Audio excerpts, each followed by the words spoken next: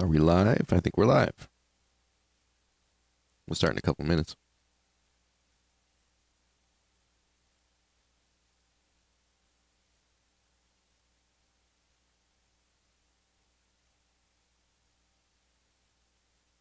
Gotta get this on my phone, my trading app.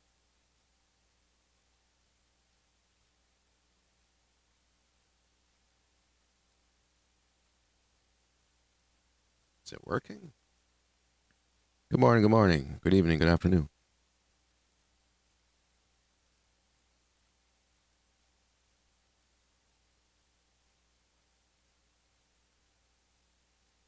All right, well, forget that. Deal with that later. What's up? Happy holidays, happy new year. I like my charts. I got tired of my charts. Put something different up. New year, new charts? I don't know. Same trading method? Yes.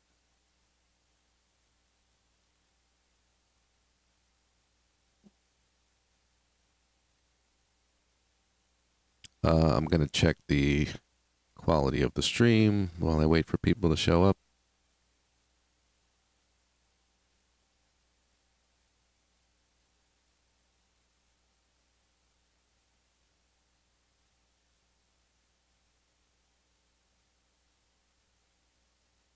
Make sure we're not having any issues. Let me just check that.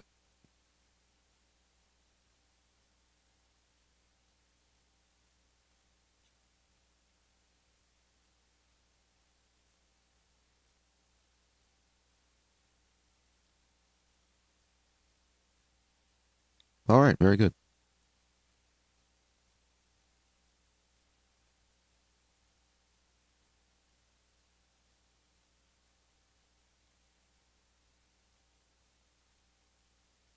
Loud and clear.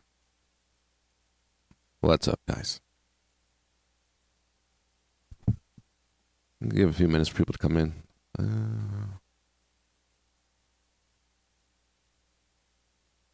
I'm not going to send out an email or anything. This is just, hanging out, whatever, whoever shows up. Could explain the nonsense on my chart if you want.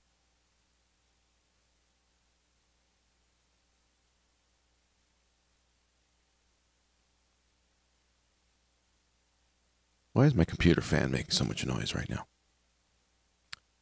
It's the indicators.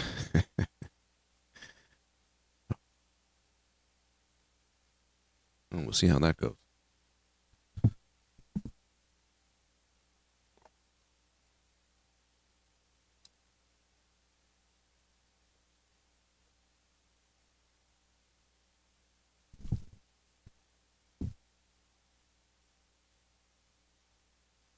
Good morning, good morning.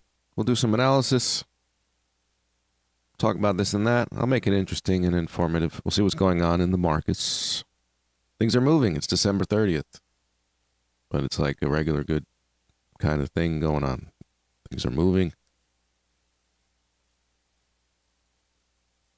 I suppose tomorrow will be less active. Friday. And then we're back on Monday. Certainly by Tuesday. So I didn't really die off. Sometimes, this time of year, you're going to just flatline. It's pretty normal behavior. You never know. This late in December. Let's see if I can do this without my computer freaking out.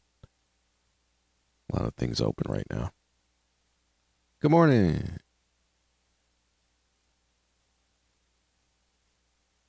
Okay, I have a tiny position on there. Okay. I need to get that app on my phone. It's not downloading.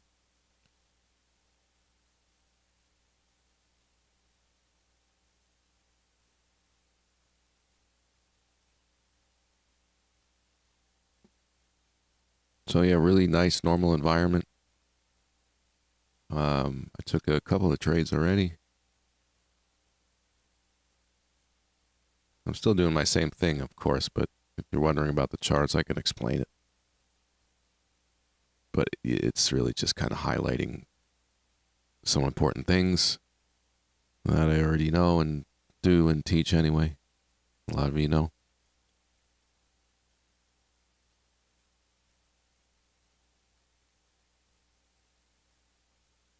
I took an AU short here, and then I got the hell out for like $3. I'm like, it's going to be a break even. Let me just close it. And that's what that was. What else? I'll go back and look. Oh, I shorted the euro or yeah, I shorted the euro.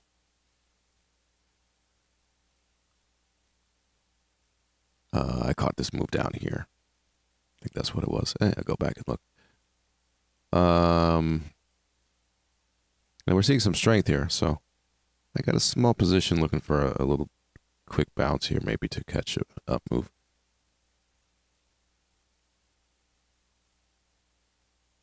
Or see what happens here. On a small risk along there.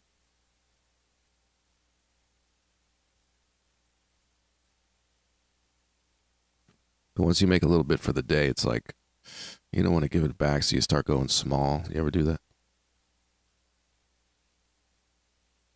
But no, it's all good. Depends on the quality of the trade, right? Really.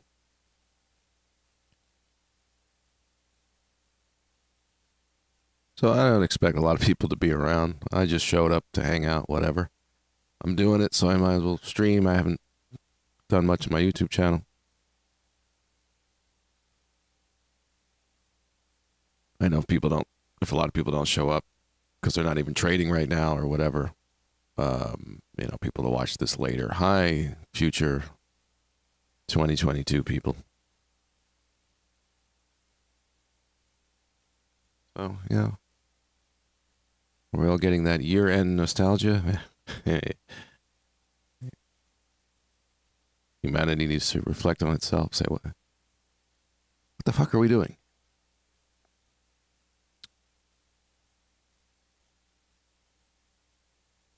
Yeah. Hopefully. And hopefully the euro dollar gives a little bounce, because I put a little long position quite aggressively with a small risk. But that's due to this demand, very high volume, and then creating obviously a support. And again, the demand showing up here with a nice reaction. I'm kind of liking the bars, you know? It's like I never liked them before. Now I like them instead of candles.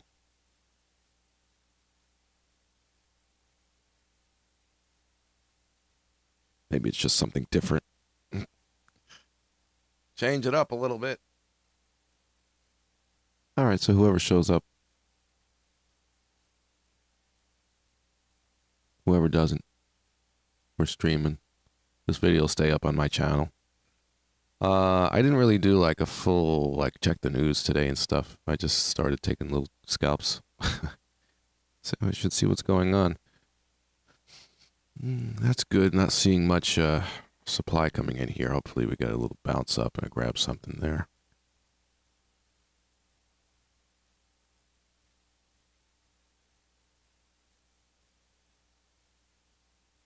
Check the news for today. It's probably very light.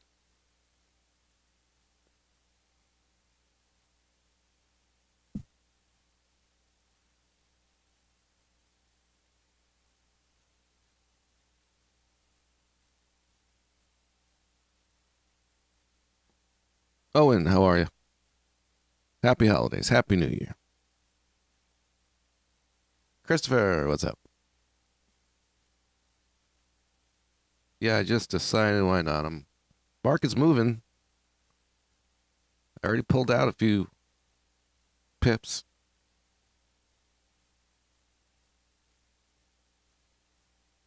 It's like I'm talking in my head anyway. I might as well just say it. We'll do live analysis. Should we have a drink? A drink? There is some vodka here, my favorite. Somebody gifted me. I'm drinking the Cheers Holiday Blend Starbucks. Yeah. You know, you get the gift basket. Somebody's got to give you the gift basket. So I got that as go for the Holiday Blend. Not my favorite, but you know. It'll make me feel all holiday-ish. Bar charts, you know, I figured to give it a try, and I'm kind of liking it. You know, bar chart, candles, it's telling you exactly the same thing. The one extra thing you get from these bar charts is you see the open price, but 99% of the time, the open price of that bar is the same price as the close of the previous. So it's you can kind of assume that with candles anyway. But it's the same information.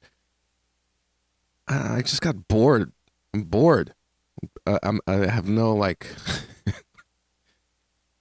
you know, drive to. I'm so tired of trading. I'm tired of it. It's boring. So I'm going to try something different. Just change my charts up. Checking news. Let me see.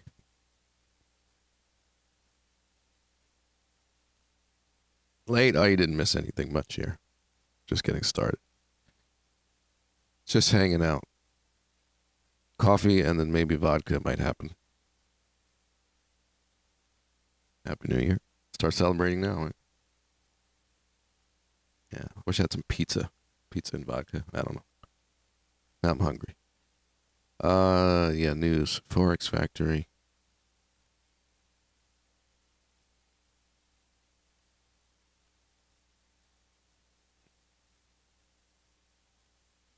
I could get news right on my chart in TradingView, right? I'm aware of that, yeah. I just... habits. I don't want the news on my chart all day, those symbols on my chart anyway. I extended my trading with footprint and data level 2. Cool, good. Yeah? Yeah. You feel like it's really that much extra info that you wouldn't have known otherwise? Well, that's good then.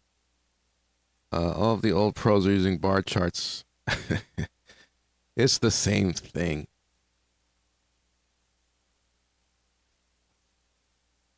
But yeah. I'm liking something different. And the yellow volume bars are just showing that it's high volume. I never even had the trading view volume that I liked for Forex. I had it on MT4 was my thing. And then I was using what I use for crypto trading, which is swing trading, on my 5-minute chart in Forex, and it wasn't really what I wanted.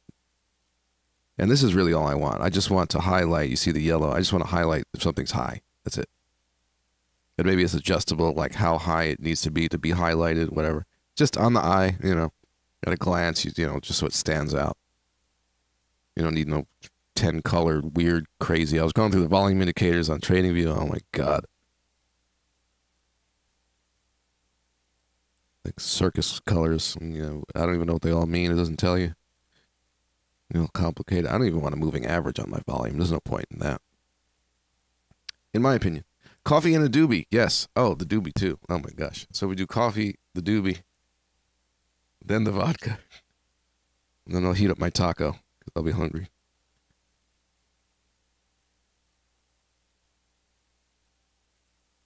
So yeah, today's light news. I just wanted to check. Unemployment claims U.S. listed as light impact.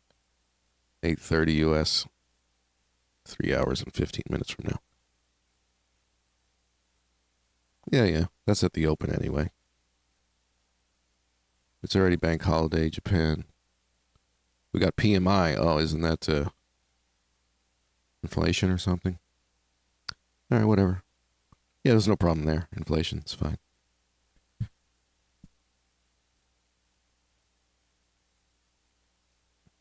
Oh gosh, I don't like that. On my dangerous log scalp.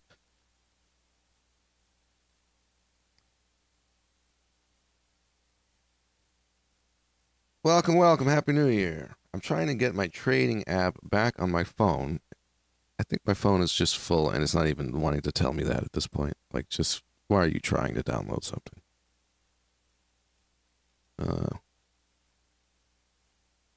Delete WhatsApp.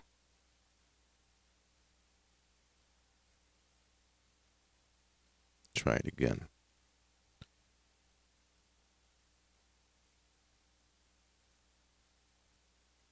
Sorry, I'm a little slow with the info. We'll get to the chart analysis.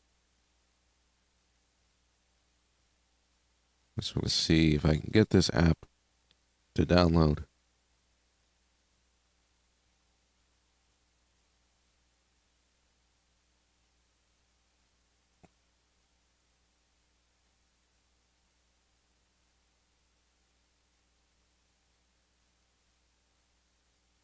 Okay, let's see. Nothing's happening.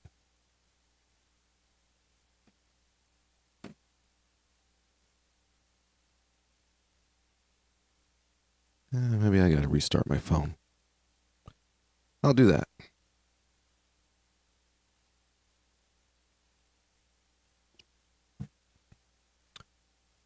So anyway, what's up? All right.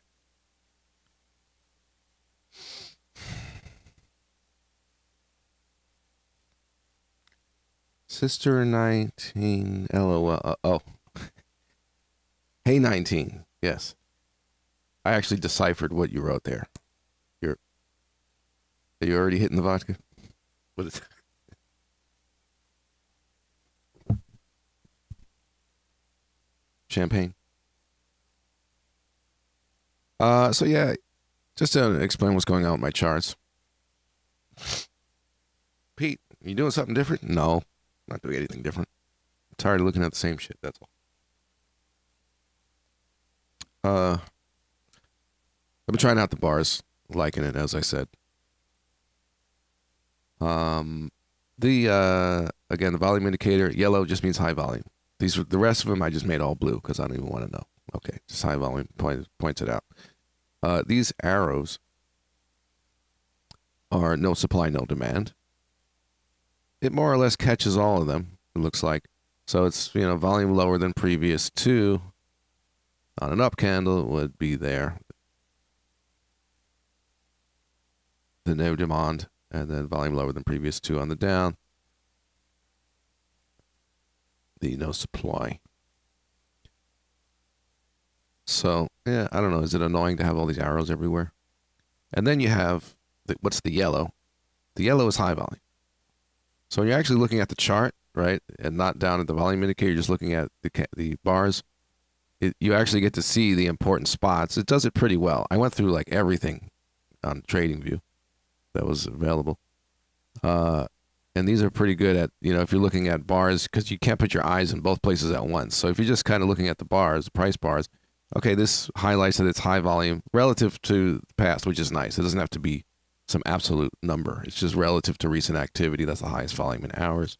So that shows up. And then this, of course, shows up. This one didn't, whatever. But the really important stuff seems to show up. Okay, not in this case, maybe. But it reminds you what's important and seeing where that took place and what it means and what the outcome is, the result. And then some of this stuff, I'm just messing with it. But at least, the no supply, no demand stuff, which like in this case, again, it's very technically correct here where you have volume lower than previous two. You're right. If we had volume a little higher, but this was really low too, it would still be considered a lack of supply here. But, but going by, you got to code it some way. It makes sense. So it's going to highlight pretty well. And if we're talking about demand coming here, right, the usual stuff as we see here, the yellow, just immediately you see the demand, right? And then the all these no supply on decreasing volume here, showing lack of supply. This is why I took a little long position, as I said. And that's showing up. Actually, I took it here, I think it was. I can go back and look. But you have this lack of volume just highlighted here, showing the low volume.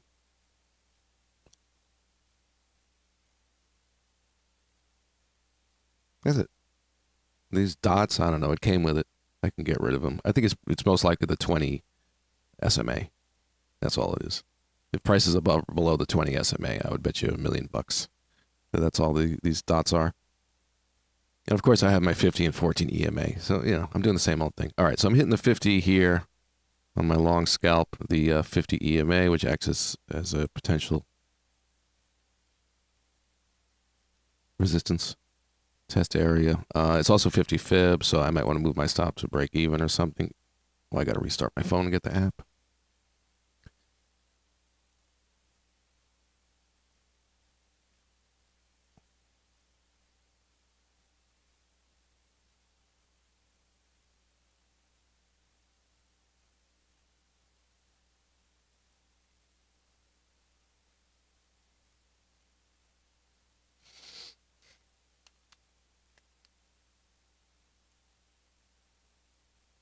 One second. Gotta see if I'm managing the trade in any way here.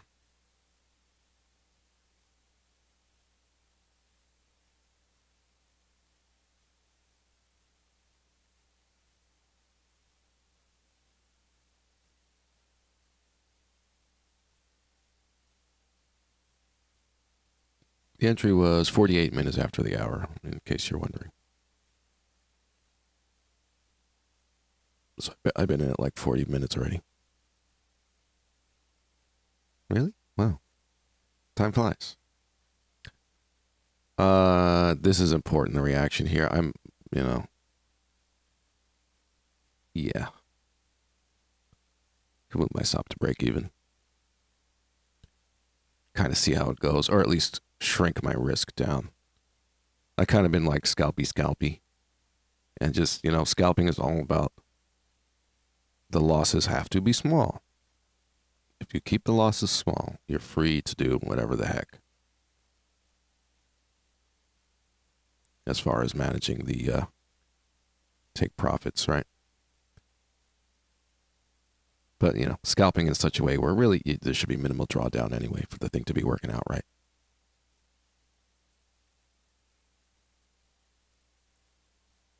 But I should do a full, see the way this is reacting right off of that. I got rid of my risk because of that. Actually, there's only a few pips. I moved my stop to, -4 pips. So small if I'm going to get hit, which is what, somewhere around here. Back into this area, right? I really have to fail the attempt to move up and come back here. Then I would just get out for a small loss. That's just kind of the mode I'm in right now. Just grab it when it's a high probability move, whether it's 8 pips or 25 or whatever it is. And just manage it. Keep the risk small.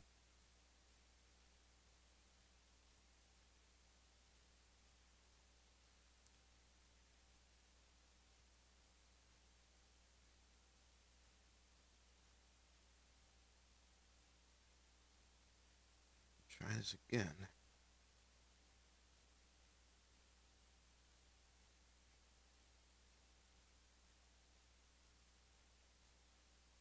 I did at least make a video on updating the crypto traders, right? That might be trading in the way that I trade and have my course, which is basically, stick to the plan, be patient.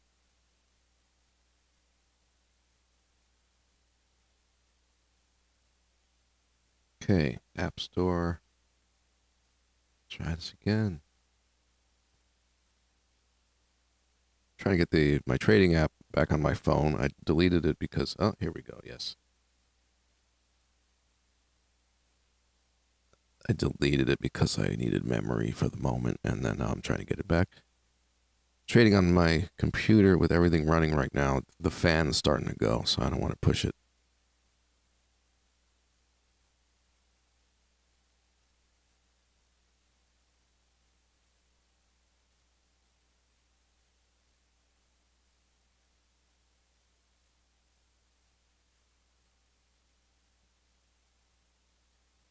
I remember my password and crap. Should be all right.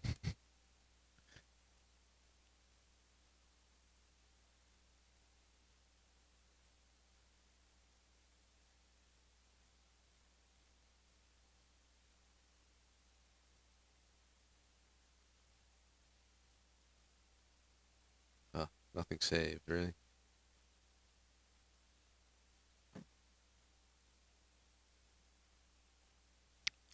So I told you about euro dollar. What else? We should really do the proper analysis and look at everything. I should have had this before I started streaming, but I just got to get my trading app on my phone. Oh, Face ID. Wait. There you go. Second.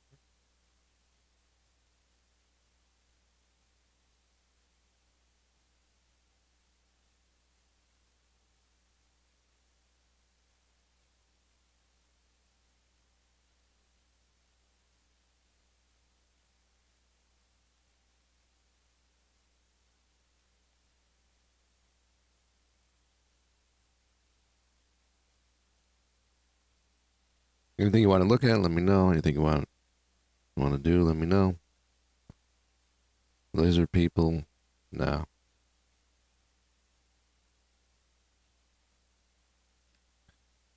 I gotta find my password for this thing.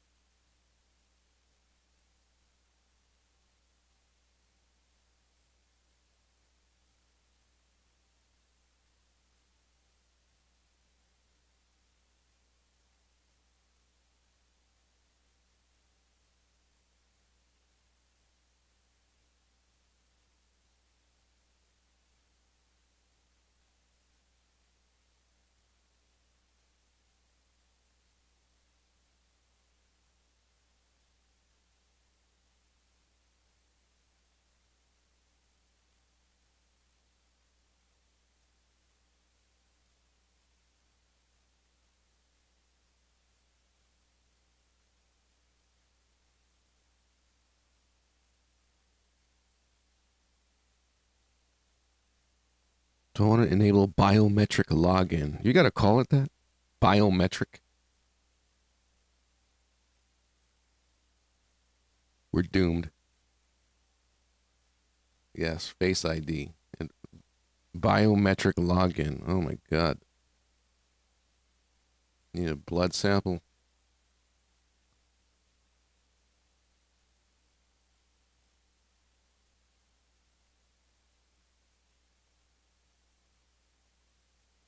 All right, good.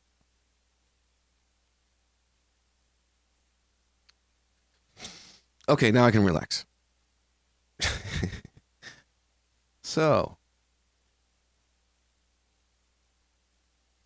what I'm going to do on my Eurodollar long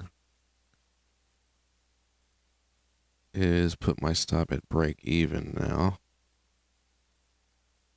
You know, I want to give it that little bit of room right here. Yeah, whatever. -3 pips. I'll live with that. Okay.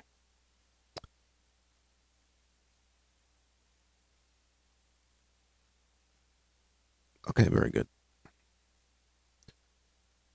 Volume's actually decreasing at this fib area, which is a good sign, right? You want to see low volume on the way up after you see the demand, right? To show you lack of sell activity. Stopping and testing here. It could even drop down just because of that, 50 fib and this thing. But the fact that it's staying here and volume's not really high is a good sign. And you can go, of course, to the 1 minute and see exactly how it's reacting to that. Here's the touch of it, which is an increase in volume is going to be normal, but it's not huge.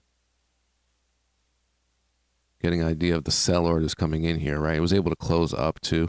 This down move was not really a big reversal, a quick reversal or anything.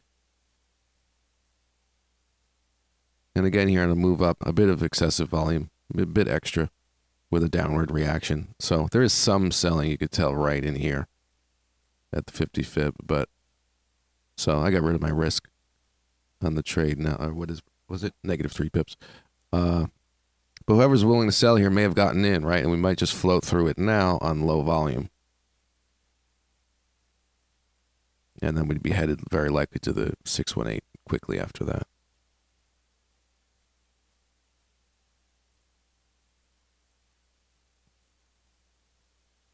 But that's the conclusion there. There's some selling. But it could go kind of either way at this point.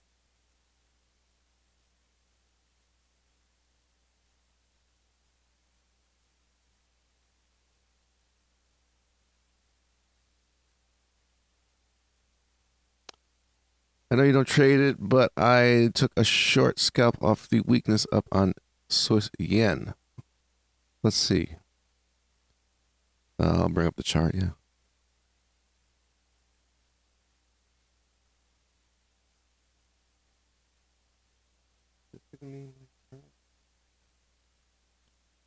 Okay. What broker am I on? Oh, I'm on a Wanda here. Okay, that's why. I just saw a difference in ticks. I'm kind of like, what? I like FXCM better. Okay. But I have been checking them both. It's good to at least check two. Kind of get a sense of things. FXCM is probably better, though. Let me bring that up.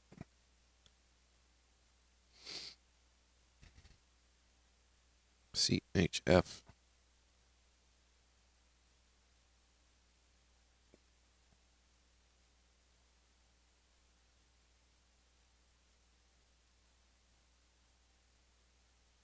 Why is there no JPY? Why am I writing yen? JP. Oop. FXCM. Yeah. Okay.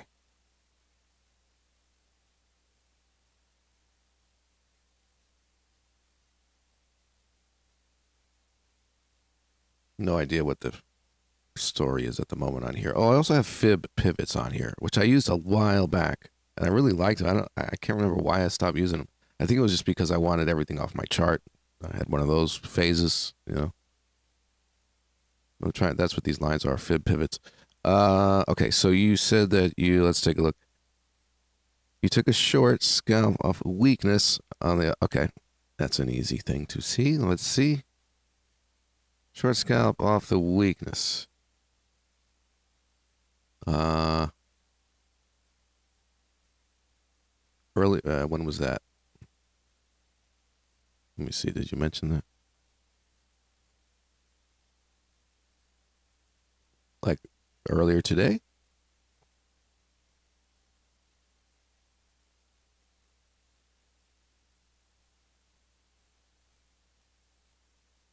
Yeah, I see weakness here and then the push through here on low volume. If you're talking about then, at this point in the day, the yen is open. So is that where it was off hours ago, earlier today, around the open? If that's where it is, then yeah, absolutely. Without doing a whole background analysis, I mean, it is what it is. You got weakness and lack of demand. In case you're talking about somewhere else, I don't really see such a great imbalance anywhere else. So let me know if that's the spot there.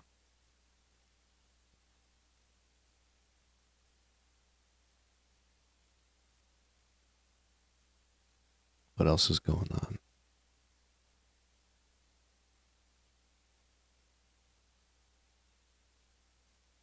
Testing for sellers here at the 50 fib. They're light, but they're there, so we're kind of sitting here.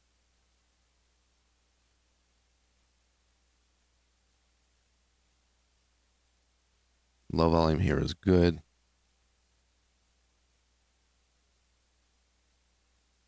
As we stop the up move and test, and there's not much selling, is more likely to continue. Right? If we see high volume here, we're more likely to reject. What is everybody doing here? First of all, let me do a proper analysis, right? Let me do something useful.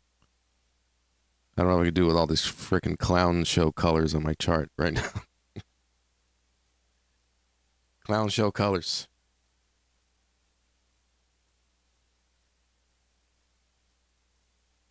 I got bored. What do you want? Oh.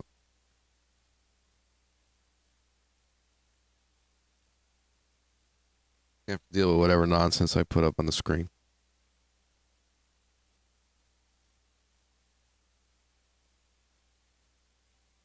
Just get rid of the TDI, right? Frickin' TDI. Trader dummy index. Yeah, good low volume. But what is going on back here?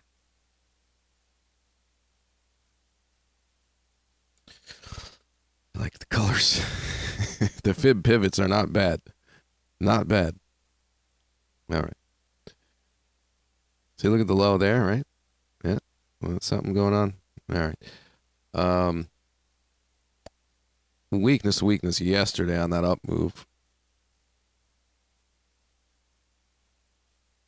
And that's what, okay, without going, we're ranging. So the recent high volume was obviously buying here, right? Where smart money position from, in what direction, and are they adding or sitting in it or getting out? So we have buying from here, fake break pattern, markup. Hey, look, buy climax, nice, okay. All right, I picked some good ones. I'm kind of just looking at them to see how they do. And the way that closed down off of that buy climax. But these were high volume leading to higher closes. So, it's nice that that one actually realized closing off the low. That's likely it's certainly weakness coming in.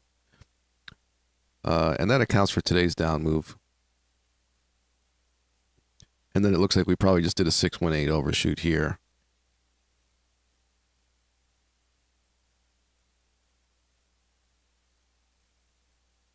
Or exactly. Oh, yeah, it's an overshoot. Okay, too many lines. All right, that's the support. So, yeah, we're overshooting the 618. If we stay above this 618 level here now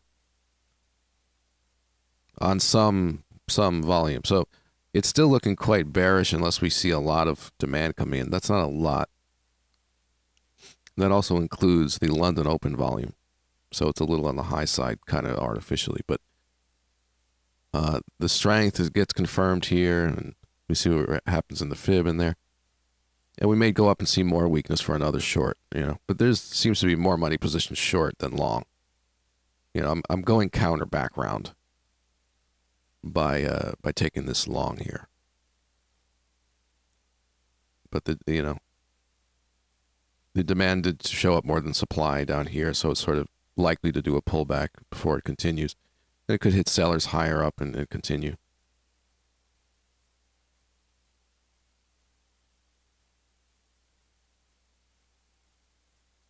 Continue down after that.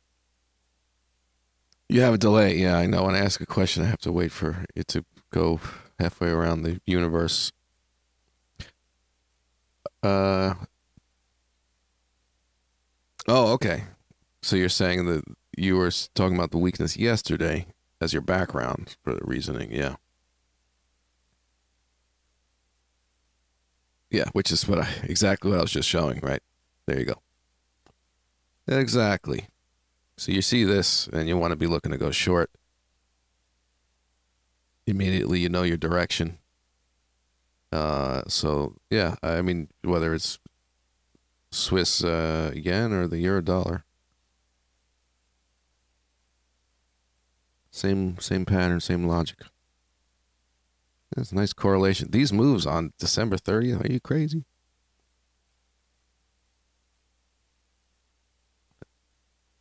You never know, huh? Did not think I'd be trading right now. Was a music roll, did we? So what else? So it's like in the short term we may get a bounce, but the background is weakness.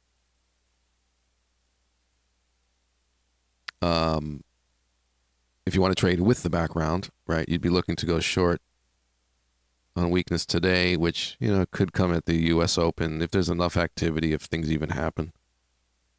There's some light news. But sort of a textbook thing would be this, of course. So maybe my long scalp runs, right, and we can get to here. This would just be perfect, right, because I already caught some on the way down. Catch some on the way up. And then maybe see the weakness come in there. And that would just be textbook there, too, to do that. This is a nice also retest of the automatic support. So you really could have focused selling in here. Pop-up weakness rejection. And if you do that and just get back to the low, that's even nice. Whatever that's going to be, 35 pip trade or something. depending on how much buyers show up here, right? Wondering if it's going to go down. You kind of have to see the reaction. But yeah, that's kind of the projection today, right? There's a bit of demand here. Maybe it's enough to bring it up to that point. Maybe it's not. Maybe we'll just fall over from the little fib and keep going, whatever. It'll tell us what it wants to do. I got to redraw because I'm on FXCM now. Okay. So there's that big fib, and then right now we're dealing with that. There we go. I'm still in it, right?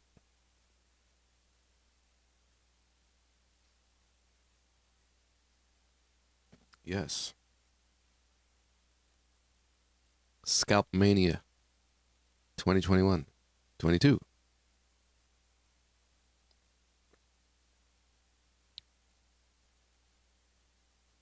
Remember I was saying, the lower the better volume here, right? Hey, look at that. Just falling off. So now it's very likely to get to 618. Which is only 3 more pips or whatever, so.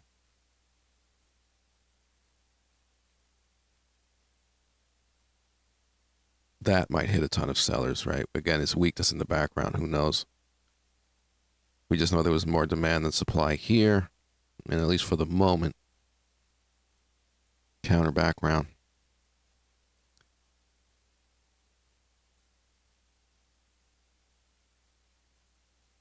Clown, my clown charts. I'm going to save it as clown template.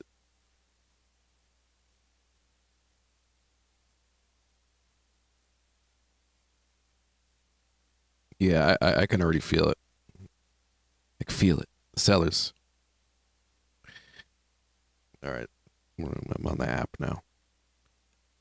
Stop loss. I'll put it at break even.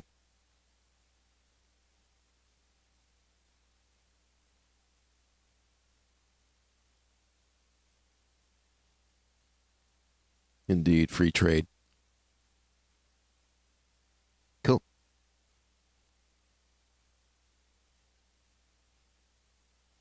Scalp Mania 2022. Don't miss out. See, look at that weakness. Should I just grab it? How many pips am I up? Let's close it. Look at all that volume. You know, I'm just going to close it. Close. I'm out. Just like that. Just like that. I don't care. No emotion. I'm ruthless. You're out. I'm out. That's it. Next. Because I saw that. I'm trading counter background and I'm scalping. Again, like I said, right? If you want to scalp, just do one thing. Please do one thing. Keep the losses small. Then you can do whatever you want. You're not killing your risk reward. Taking 20, 25, 30 pip losses and, 8 pip targets, But if you manage, and you keep the losses small, then you're scalping. That's it. I don't even know how many pips that was, whatever. As soon as possible, I move my stop down from whatever the opening amount was, 12 pips to 5, 4, 3. I just kept making it smaller and smaller. If you really know what you're doing, then most of your entries, more than half, should start moving in your favor without any drawdown or without much, right? But yeah, also quick decisions. I mean, it's like a fraction of a pip from 618, considering spread, and if I even drew this exactly accurately, right? I'm taking that as high volume at 618, and the probability of it moving up just severely dropped. So as far as a scalp, I'm out. That's the 1 minute chart, just to 5 minutes is not going to so perfectly highlight exactly what happened up there. Scalp Mania. Cheers. I think Starbucks holiday blend is not that good. Cheers. At least it's not Folgers.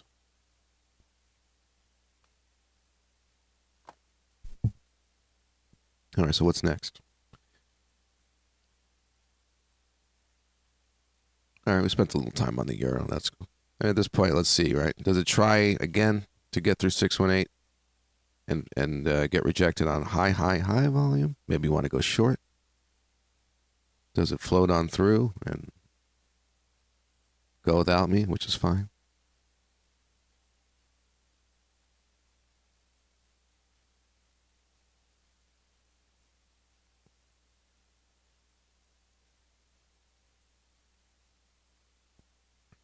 But it's like, as far as managing a scalp, case by case basis. As long as you know what you're doing, you have discipline with your risk and all that. Maybe that was premature and it's going to keep going. And someone may say, well, I want to see the 5-minute, and the volume on there is not so bad. And devil's advocate, you're going to see volume at 618, right? Don't freak out. It happens. Whatever. I'm arguing with myself now.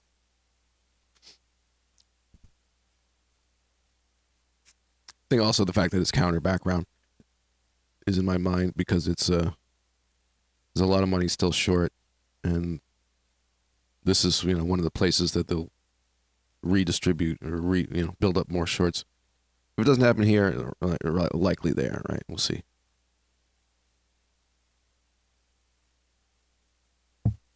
What else? We'll look at everything. Or the ones I trade. But yeah, that's the general story. Let's go to the pound. So it seems to be that's the case everywhere. So it's weakness in the background off yesterday. Nice, clear background going into today. Start off the day going down. This got it right by climax. Good job, indicator.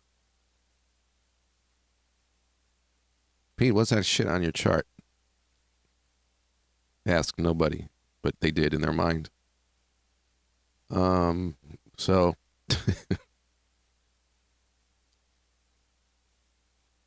that's the case everywhere. And then now we're seeing with this weak background, again, some demand coming in. This is the pound now. It's all a similar story. It's the cleanest December 30th I've seen in my life. So we're likely to get a bounce, and that's why I grabbed a little long scalp. And let's see if the high volume of the day that comes in, again, represents selling and weakness with this in the background, and look for a short again. That's sort of the plan. That's not, I'm not the only person with that plan, if you know what I'm saying. Looking to sell up in here. So we'll see if they show up and what the deal is. But where we are, everything, whatever happens will make sense if we come back down and see huge strength, maybe on a double bottom fake break and very high volume strength. And we'll bounce and probably get stuck somewhere in here and finish out the wonderful year of 2021 in a range.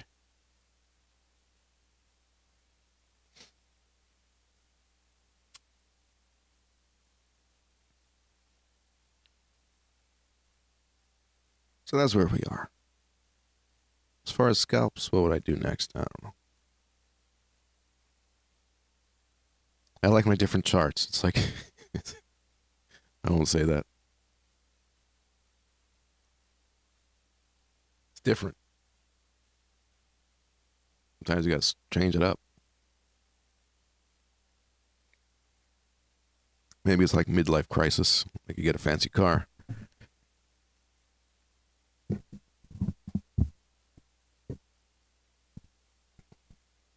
No, it's not that.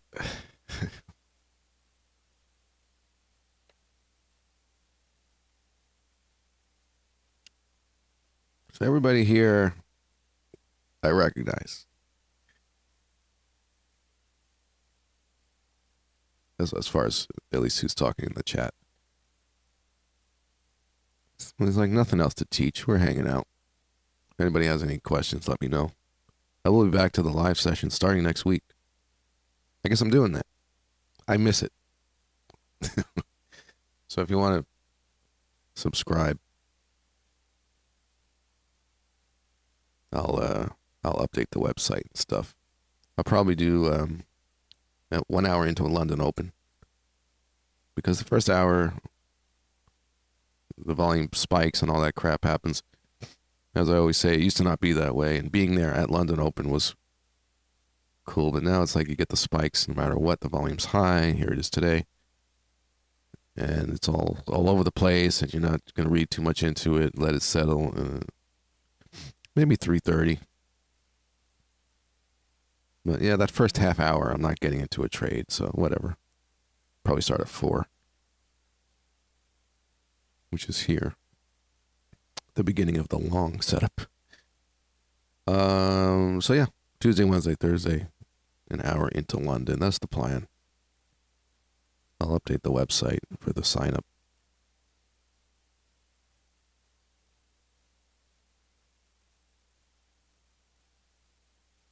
I have been busy with projects and stuff, but still I got lazy with trading. Just like, yeah, whatever. Start watching a movie. Stop looking at the charts, you know. I feel like I got lazy in life right now. Yeah, I could have worse problems. So yeah, trying to do some things. January, start fresh. I've been doing a lot of mixing work, music production stuff. A lot of mixing. I had so much going on at once, which is very cool. Enjoying that. And that's just hours and hours and hours of sitting, feeling lazy. But accomplishing something. Is paying work, too. But that's what I've been doing. There's a guy named, if you want to hear some stuff, Cassidy Haley. Spelled exactly how it sounds. Cassidy Haley, Haley. You search him on YouTube. Anything he's uploaded in the last few years, I mixed. He just uploaded some of the new stuff I just did. White Noise is the name of the song.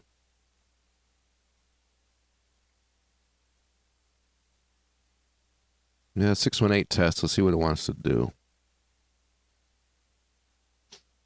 Volume drop, So, yeah. It might want to go. But let's see the 1 minute. I have no regret that I got out of my long position. It's really fine.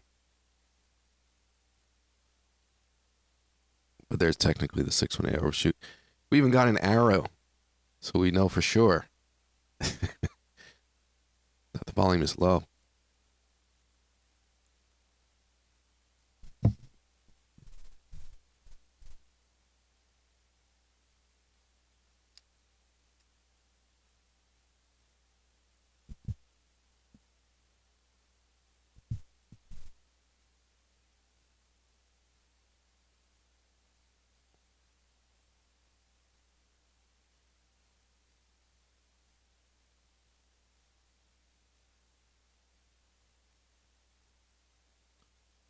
So let's see. It looks like the retracement of the down move, weakness in the background, down move, markdown playing out. The up move retracement of that is not quite finished, right?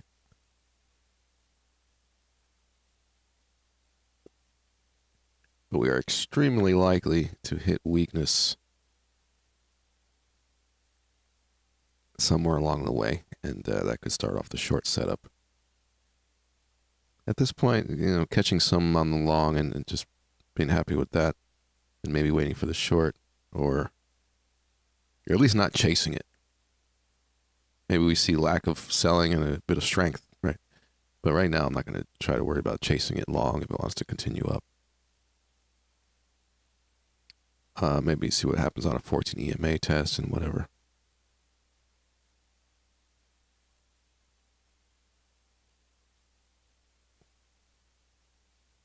Could be a long scalp, but not at this exact moment. It's very chasey, right? If sellers are going to show up, we're in an area that they would. Getting here off of strength was high probability, right? What happens here, you kind of have to see. But it does look like not much selling so far.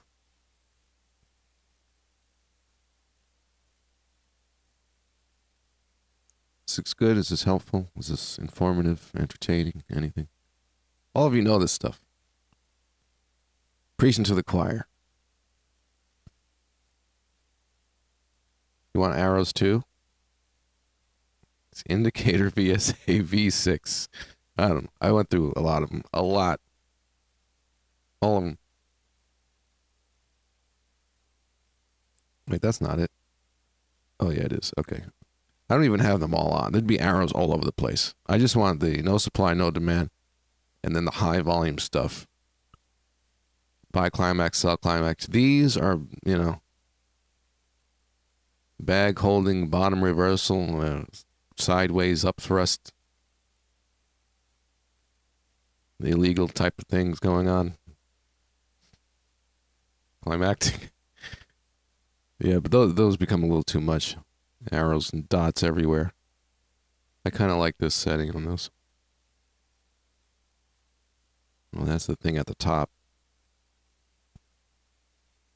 Why not?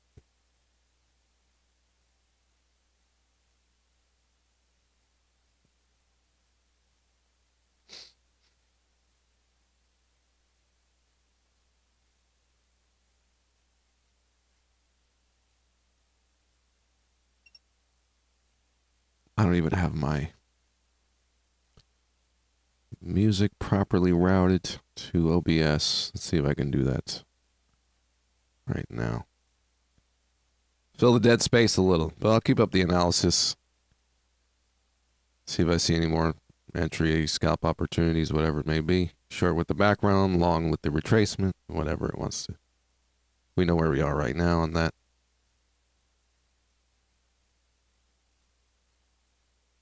If you really read the charts, it's not complicated today, right? Short opportunities earlier, and a counter trend long if you're feeling a little frisky.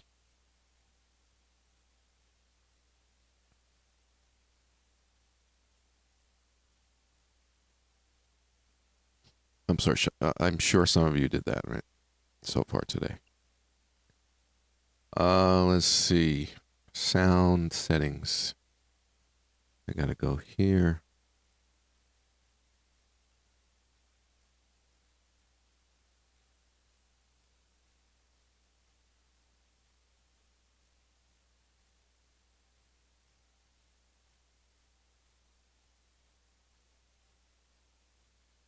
Live stream playlist. I want to play other songs, but... Oh, is it working? No, that's me talking. I gotta worry about copyright.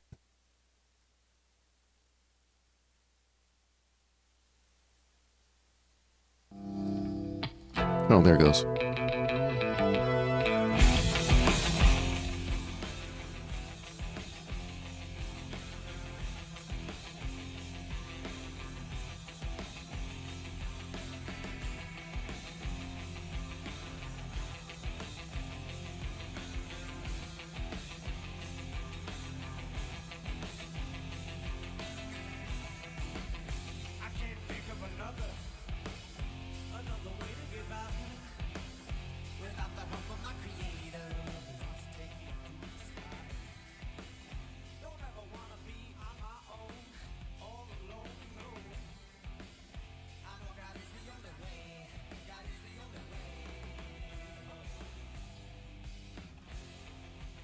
Oh, now we got a bit of volume in here.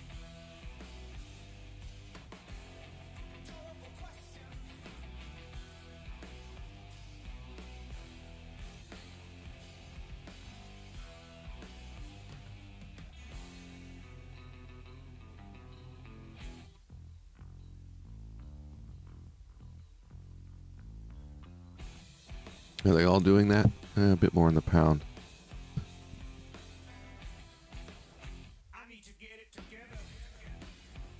What else is going on? Anything different? No. Pound yen. What's up with the yens? It's kind of weird with all these indicators. It doesn't act the same. Yeah, okay, not as much selling up there. Does actually follow through. This high volume lets you higher closes on some of them.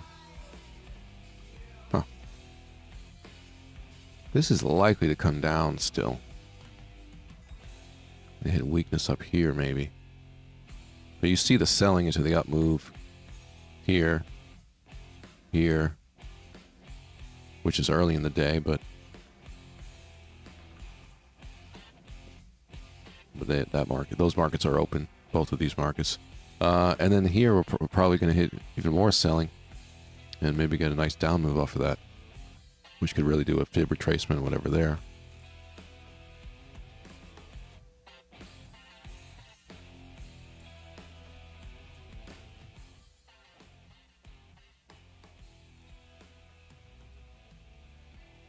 So, yeah, you kind of see the story. The strength, the selling,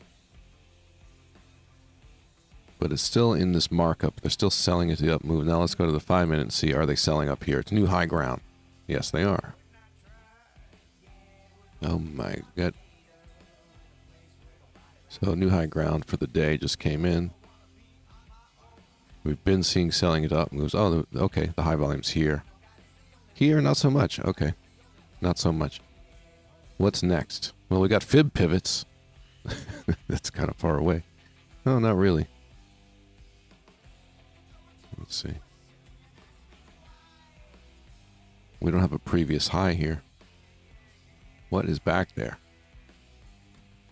Oh gosh, the indicators. It's painful. Pete, take that shit off your chart. You know, I could actually make it not show up on these time frames. That would be nice. I can't even find the bottom. Here?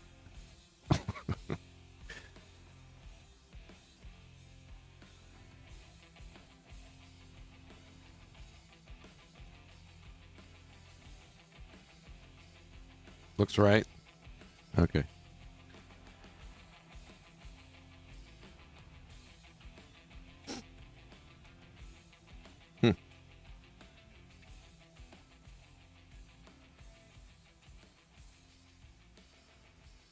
So that was a 618 overshoot. Wow.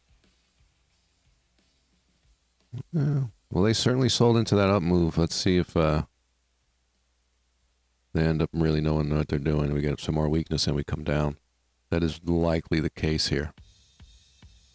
Either way, you wouldn't want to buy up here and chase it, right? Chase the breakout with weakness in the background. That's a bad idea. And you wouldn't want to sell as it's getting up into new high ground. And you're not actually seeing weakness yet, which means the selling is probably higher up. So in that case, nothing. I wouldn't take anything here. You know, a little scalp or something, but as far as background situation, it's kind of a dangerous spot. Sellers could hit at any point, but they haven't yet.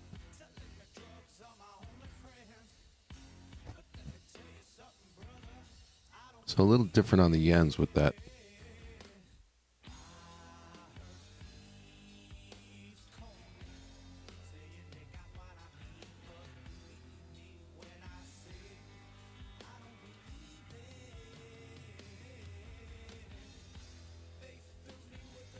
Oh yeah, pretty amazing moves for December 30th. Crazy. You never know. And that's always been my answer for many years. Hey Pete, when does it stop for the year? Sometimes it's the first week in December, and sometimes it's not until... It's fine, except for like Christmas and New Year's. And every other day of the month is fine.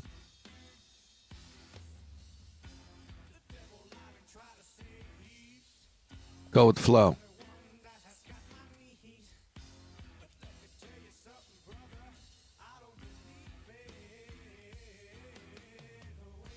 So obviously in this fib area is a bit of a high volume with very little price movement, which means selling and buying has increased. Of course, not surprising that the weakness would show up in this predetermined area. Of course, we kind of expect that possibility. But there is also strong buying as well. It's not like giving up and just testing and letting it, you know, see weakness and come down as a result. is the point. You see the high volume, right? Next one closed higher, but it's still high volume. So there's still a lot of selling, right? It's a little candle.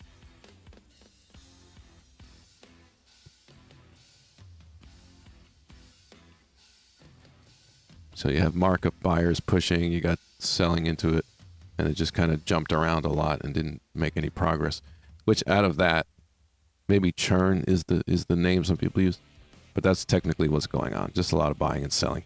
We understand why both are going on. You know, the up move is pushing the markup, and the sellers at this fib area and everything, they push back here too. So it's not a high probability outcome from that situation right now, right? Maybe the buyers will back off and we'll get lack of demand off of this. And then you'll expect it to come down. But you need an imbalance. It's balanced. They're just both active, right? That would be the facts there.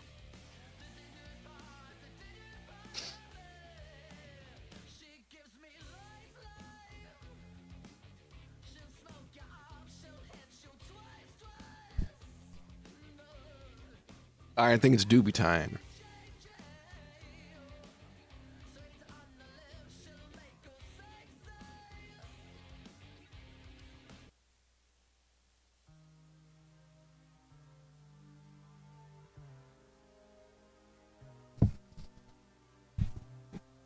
So yeah, like I said, I was just seeing that the charts are still looking good. Decided why not live stream.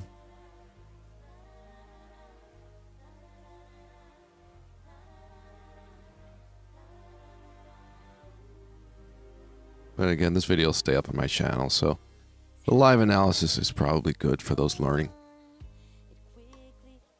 And watch this in 2022. Did you make it? Are we alive?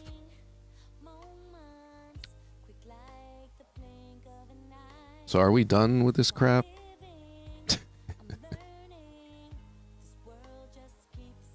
Let's just all decide that 2022 is going to be normal. Just everybody do that.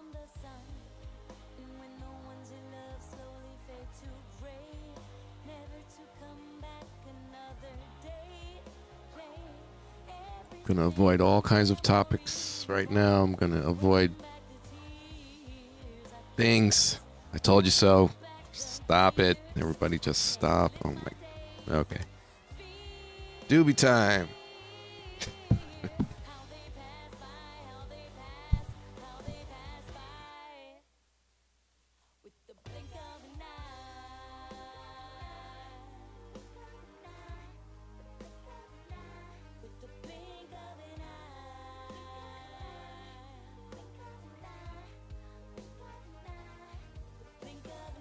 So did you have a good year? Did you have a profitable year? How did it go?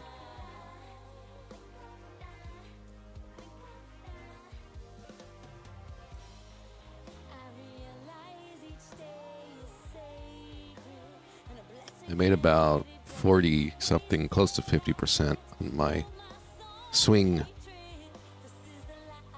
crypto trading, not including day trading, but and it's really a sideways year, right? I mean, we hit a new high, but we came back down on Bitcoin. But there was a few throughout the year, right? A few drops, opportunities to buy that played out nicely, and then they were just, you know, dead times, whatever. But if you're swing trading, you know, you're made 30-40% in a sideways market, sideways year. It's probably reasonable. It's probably good. $50,000 account, you made 20,000 maybe.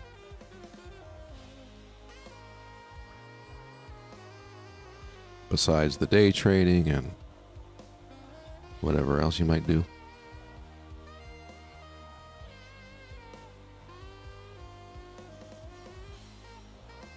I notice everybody now, finally, the average Joe is getting into cryptos. Now it's finally happening. All those people that would just talk and talk for the last couple of years. Oh, I remember you talking about it. You were right. How do I buy? How do I buy Bitcoin? I don't tell them, and they don't do anything. They're all doing it now. What are you? What is this? Vortech. What are you typing? Are you spammers?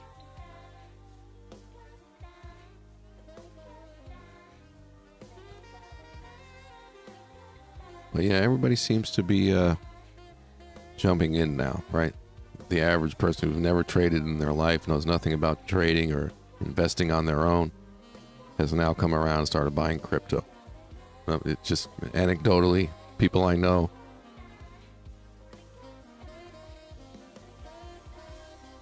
My friend told me like 2 days ago, yeah, we're talking to so-and-so, this person, that person, they're all and their impression is, you know, they're going to get rich by buying the really cheap ones.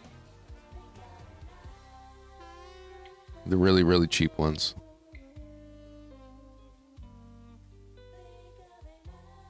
You know, so if it goes to $1, if it goes to $10, $50, they'll be millionaires because they're such fraction of a penny right now. Probably not going to happen. But that kind of freaks me out, is my point, because if we're at the point now where the average person, come on, things never change, right? Wyckoff phases. That's typically the third push up. That last push up in the markup is psychologically the fear of missing out. Everybody, last chance. Oh, we've been missing it the whole time. Let's get in now. You know, you gotta have some alarm bells go off, right? Just the way things work. So I say, let them all get in. Let them all get destroyed when Bitcoin goes to 25 and they can't take it anymore. I'll buy more. I'll buy their Bitcoin as they sell it, thanks. And then 6 months later, we'll do it all again after I sell off to them as they chase it, right? That's the game. But who knows? That you could probably get. I heard somebody say that the amount of new Coinbase accounts, new accounts at these exchanges that are being opened has now slowed. There's less people getting in now.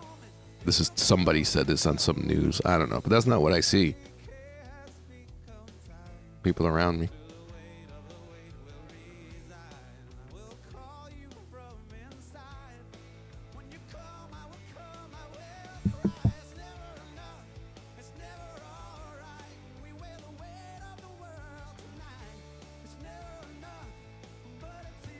But if you've been trading long enough, you know the cycles of things, and usually when the least informed people start buying is when the top forms.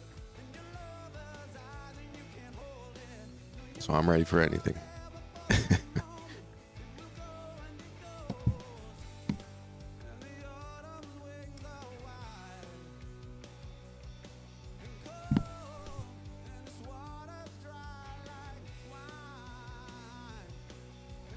But that's swing trading, right?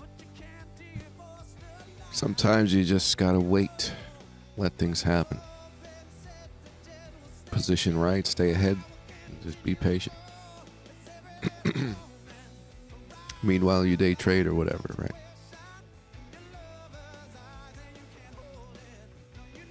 Yeah, we hit some selling here.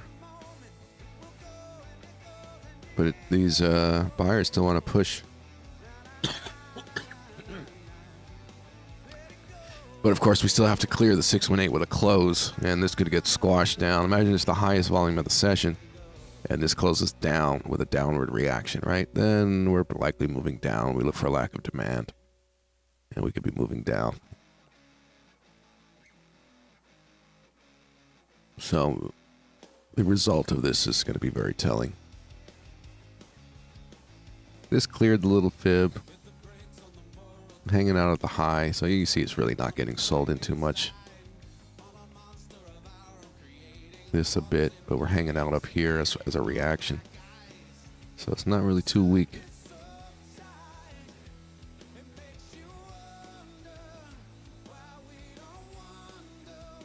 So again, these pivots are Fibonacci pivots. If you look at today, this is simply the center, so you're going to get this pivot point on any pivot indicator, right? This is probably the middle point between the previous day's high-low or something, right here. And that acted as support, which is a really standard level to get. But also, if you notice, here's your R1. Pretty nice. To the pip, yes. It does not repaint. This was plotted out at this point in time. And that showed up there. And then here, we're coming at it again.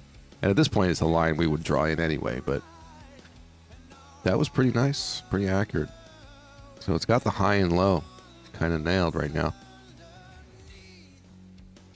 And again, I used to use Fibonacci pivots after trying different ones. I was like, wow, this one's dead on a lot of times. And again, I think I just got to the point where I had too many lines all over my chart. Murray math levels, remember those? Got 3 different kinds of pivots, plus Fibonacci pivots, plus Murray math levels, plus support resistance, plus fib zones. Moving averages act as support resistance. You just get lines everywhere. You can take it.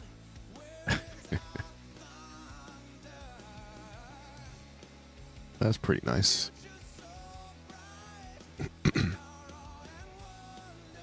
I kind of just want to look at it, in real time and see if it's something I want to keep on the chart. But you can check that out, Fibonacci pivots.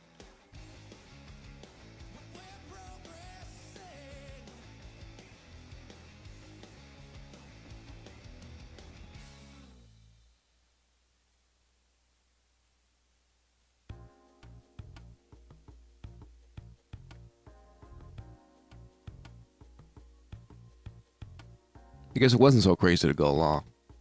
I'm fine with the fact that I closed it. But yeah, that counter trend move again. We did see that demand pop up early.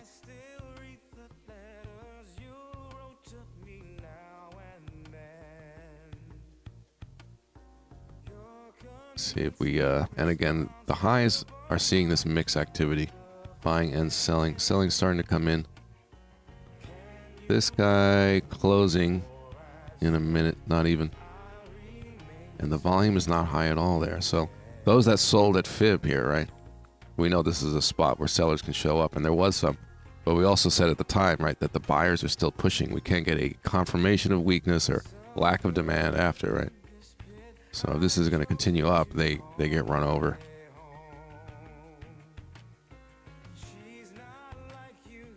But, positioning short into up moves eventually with weakness in the background might have it all play out and be okay for these sellers, but looks like some people were expecting something that may not happen there.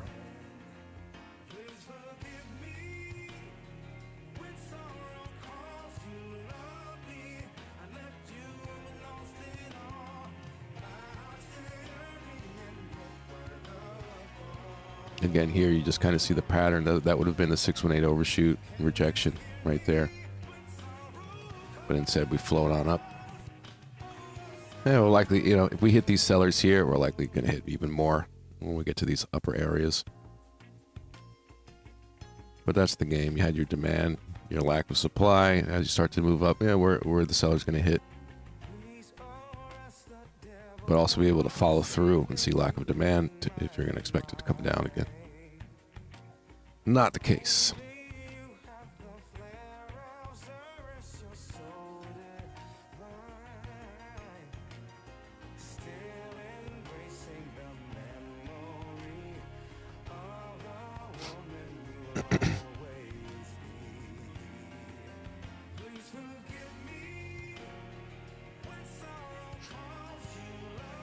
Should we go for the vodka? No, I'm not doing it. An empty stomach? Nah. Tomorrow's the day, right?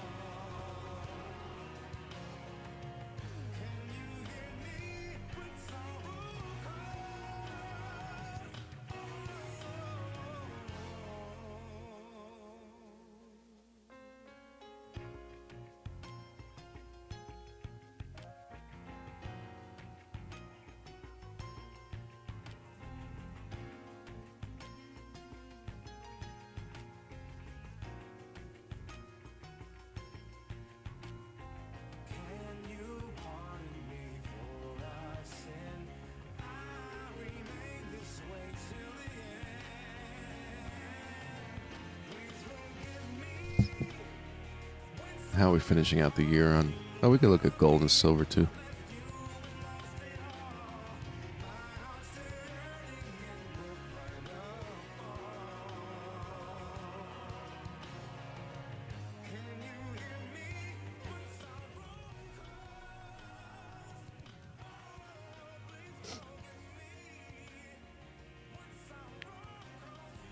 No matter how long you see it, no matter how much you learn, the market can still surprise you. Everyone thought, I know it's out of everyone's mind. You forgot about it. It's long gone. We were supposed to have a crash. September, October, November. And we had quite an up month in markets generally for December.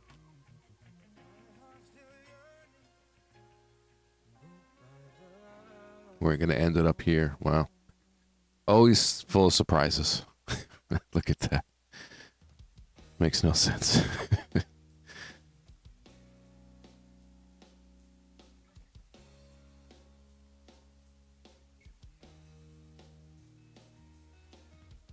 But as I said in my last video, I say during these times, don't bet on the crash. Never bet on the crash. You're going to miss out on the up move.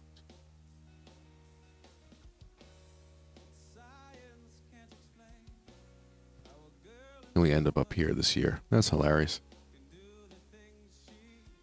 Russell's run is just ridiculous. I mean, besides the March 2020 obvious dip, jeez.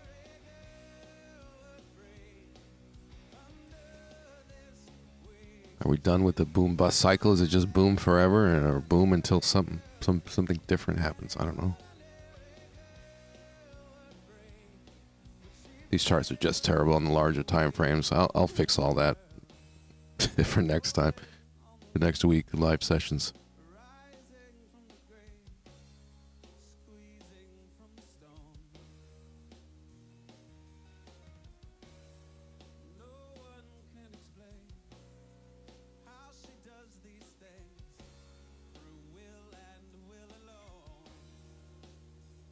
All right, so we're hanging out. So again, today I just decided to live stream because the markets were moving well. I was taking trades, and why not? Let everybody know I'll be back next week for the subscription, and I'll put the link in this video. You can go to the website.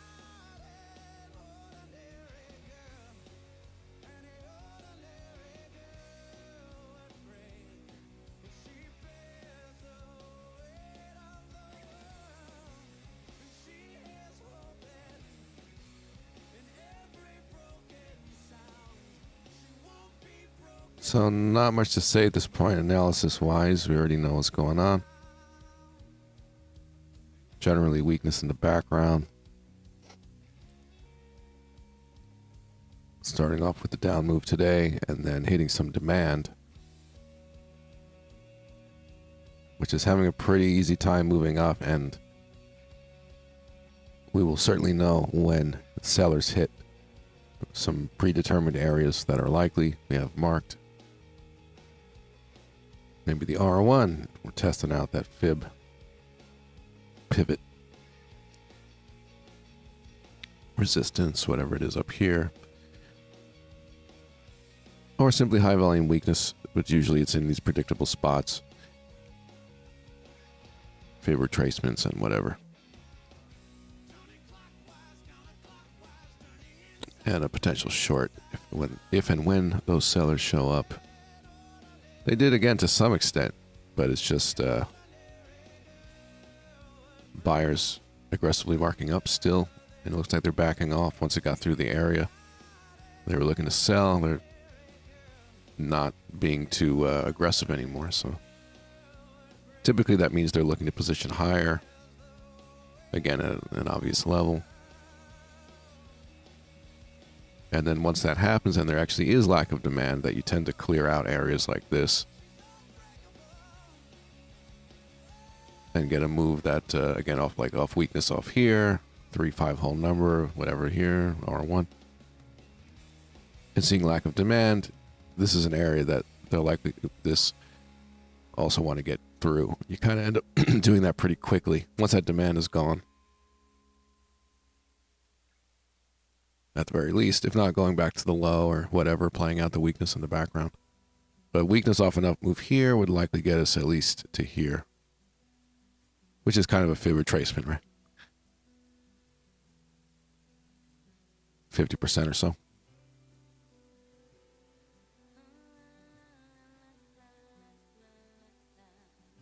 I would think the uninformed traders, the oops, I shouldn't have done that traders, probably went short down here as London opened a little too late and got their stop hit. And then there's those that are maybe buying on the sub move that are might have the weakness come. Gonna buy too late. Or even selling, looking at volume and not waiting for a lack of demand and selling off with just weakness here. Just because weakness showed up and it's a bearish environment or something, but that's not good enough, right? Again, as I said at the time, those buyers were just not backing off. So you couldn't get an imbalance where you actually had active selling and lack of buying. The buying kept pushing.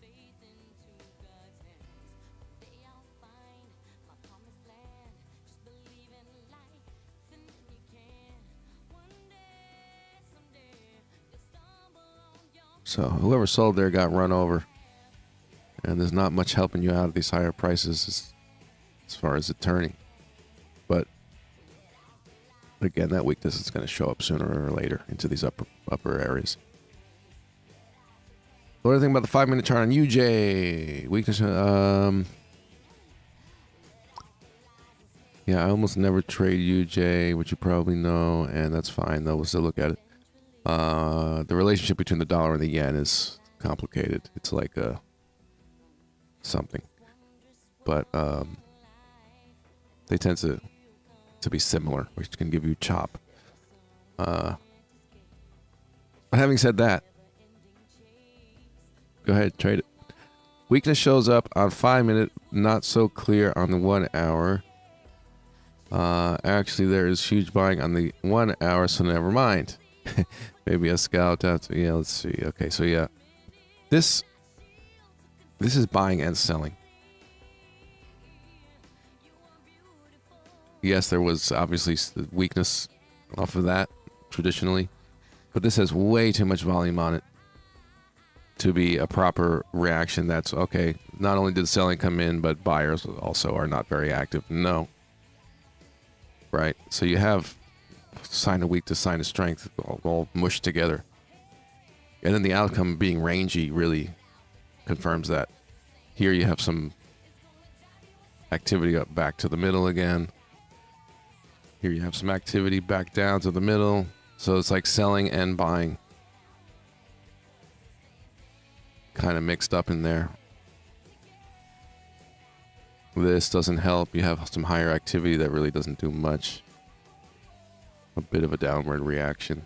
So maybe this is a bit more selling than buying, but technically I would say that would be solved if that broke through there on, well, volume, showing us that the buying is not active. This was a first little try, right? And a bit of an activity increase. Maybe it'll try again. But if the volume stayed low, like this stuff through here as it came down, it would likely have gone. But that's where the kind of the trouble spot where the buyers were. That's the little 5-minute view. And that's UJ. And that's why I don't trade it. They both could be like, you know, strong and then both be weak. That's the case today. But relative to each other, sideways. But they were responsible for making, you know, it was strong earlier today and then now weak. having the other pairs move down and then up. But relative to each other, not much difference. 1 hour chart.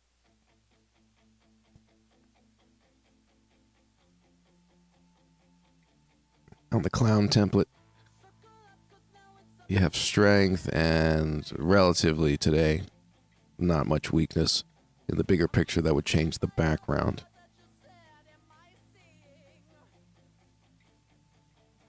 And in this case, right, it's similar to what we were just talking about, where you have high volume here showing strength, and the reaction is nice, but that also has high volume, even higher. So there's a lot selling into that, right? It's a mix of buying and selling, but at least this has a clear outcome. This has a result, finally. This low volume here, and then it continues. It's all fairly average low volume up here, so if it was choppy out of this, it would be the same situation as a background, right? Just messy. If it came down off of that and it got stuck. But if we're calling that strength in the background, which is correct, there's not much weakness. So it's kind of staying on the bullish side as far as overall activity. And then the 5 minute, yeah, it's just that mix of stuff. Such as UJ.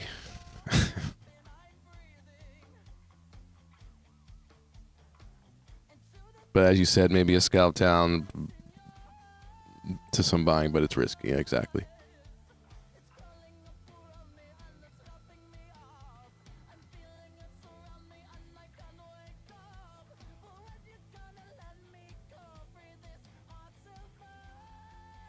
Really dropping off in activity. Who knows? Maybe it'll be really quiet the rest of the day. There's always that possibility because of the date.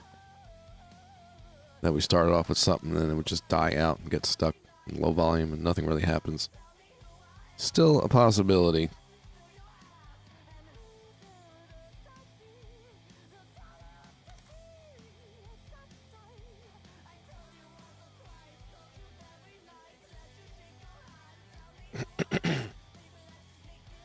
But this high says it's not likely done with the up move. As far as a scalp, never mind the background, a short-term situation. If there's strength coming in or any sort of long, that this is a decent sign. It's not done with the up move. But up here it's just too chasey, too late. At the moment. At least I caught some of this up move. But if we top off on low volume and pull back and see strength, that could be the strength that gets it now up to here, and that's a perfectly fine scalp in that situation. The lower the better on these high prices. Means we're likely not done moving up. Any sort of down move could be a buy scalp opportunity, right?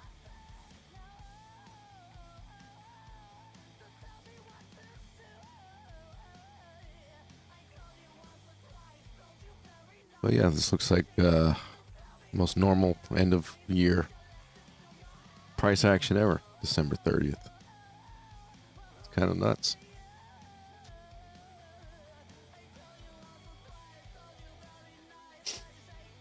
(2022), the year everything returned back to normal.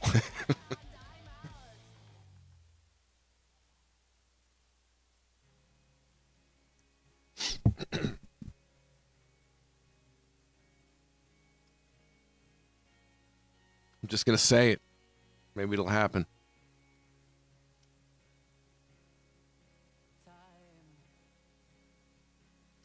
All right, so if the shot works,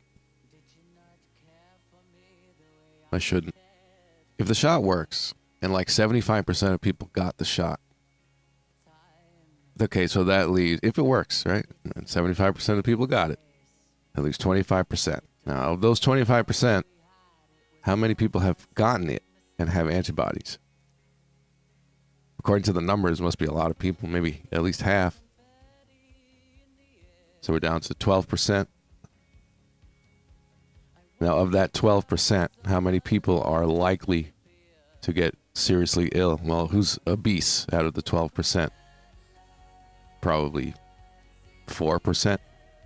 Okay, now we're down to 4%. Who's old? All right, you get where I'm going? Now we're down to 1%. Oh, we're doing all this for that? All of this, everything going on right now. I'll stop.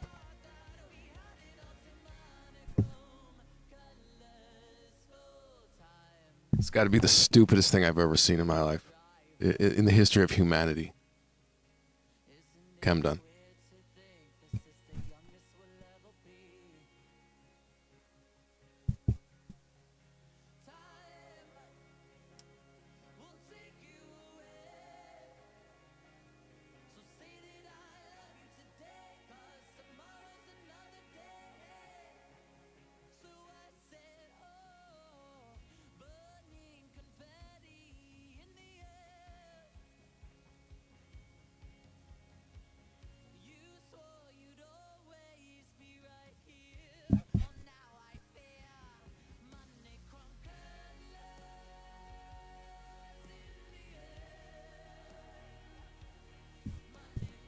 If there are aliens, they're shaking their SMH. So I got a message from the aliens. They said SMH. What does that mean?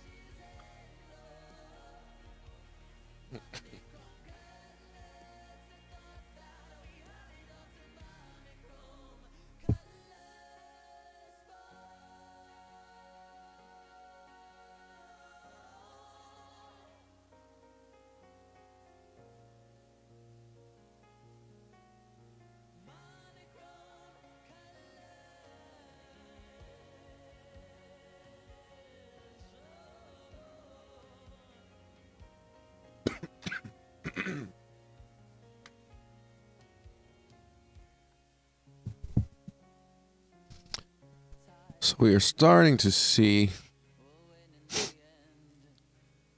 more and more confirmation that these higher prices are just not seeing sellers. Now, if we're starting to move back, again, for me, it would be like chasing it to buy up here. I already caught some of the move, at least. But if we're able to move back off of low volume top,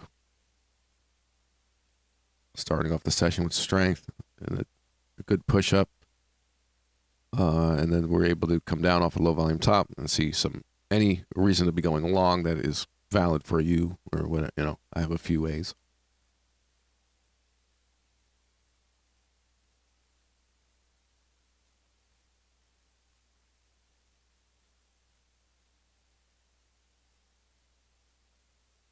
I kind of like the bars. I just like something different. I'm getting into the bars though.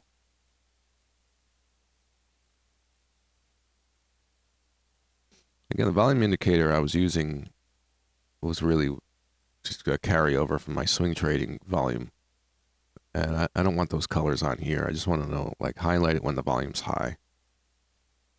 And again, that yellow is obviously helps, just stands out. And then these are yellow too. So yellow means, alert.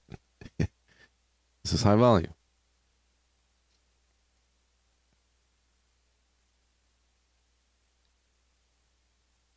And then again, the arrows are the low volume. So you get it at a glance. Not bad. Not too much, right? 14 EMA, 50 EMA. Try not to fib pivots.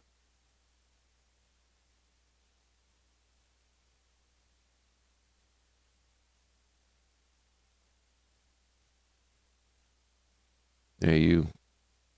Just testing the 14 EMA, hitting some buyers. It's probably a little fib of this move up. Again, the selling backed off here.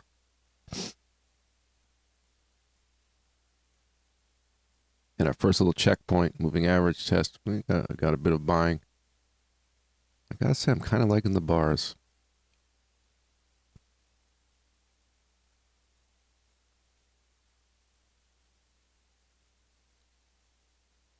So let's see if we can get some sort of a little further down on some of these.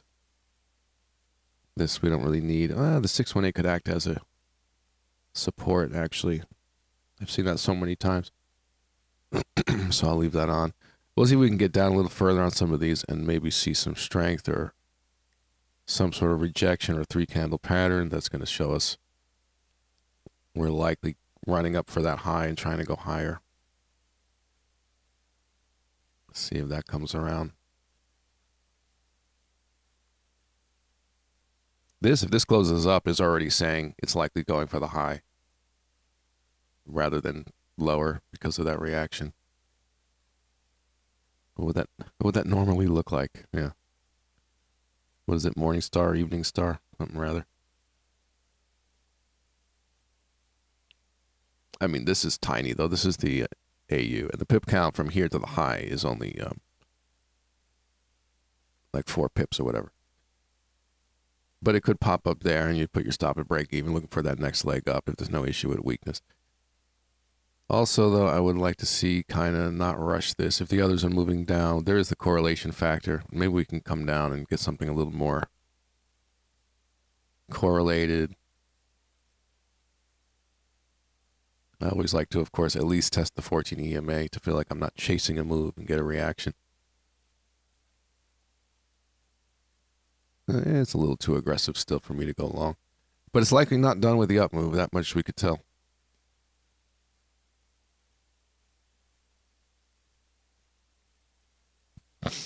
The logical or high probability, again, prediction is that we're just going to finish out today, tomorrow, which is a holiday and it's Friday. Probably just hitting some weakness on the way up here and then coming back and being in the range. Not really doing anything else. Buyers below, sellers above, and we'll just kind of hang out in the middle. See what we want to do on Monday. But we could be still profiting, no problem. It's very clean.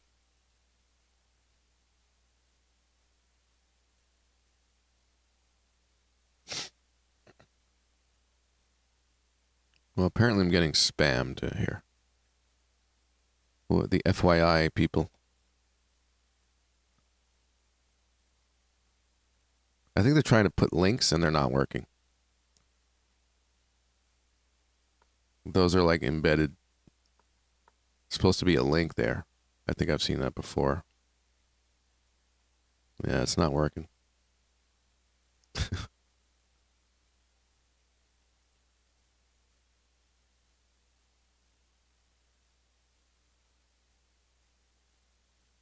New charts. Let's do new in 2022. It rhymes. Let's try something new. Let's do something. Do things differently. Except trade, because whatever works works. Don't change it. You change the chart, it looks different. So I'm gonna do things differently. I'm getting a new car. I don't know which one yet.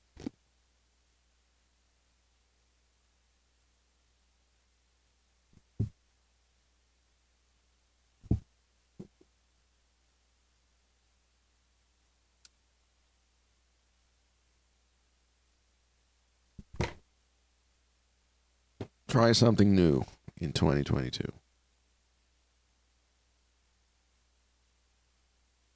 Sounds right. Feels right. Got to get inspired again.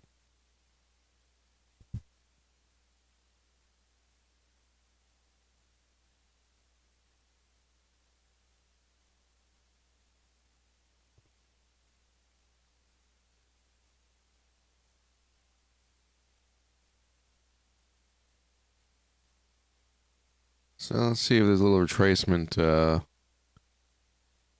Gives me some satisfactory long situation. So far, a little underdeveloped. Let's see if we can go down a bit more.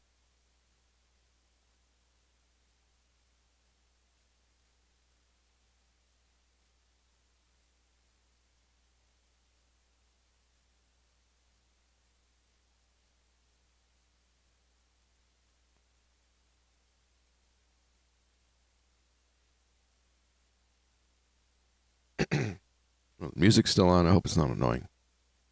It's low, right? No, it's not on. Okay.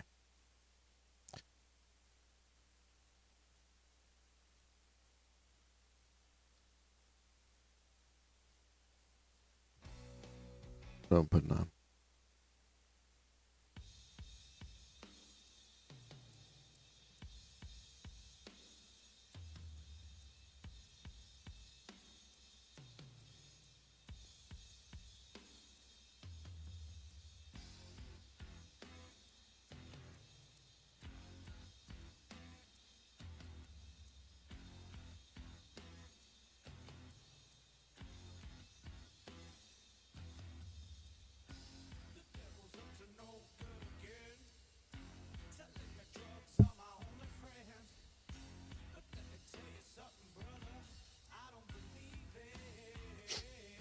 All right, this guy's get to the 14.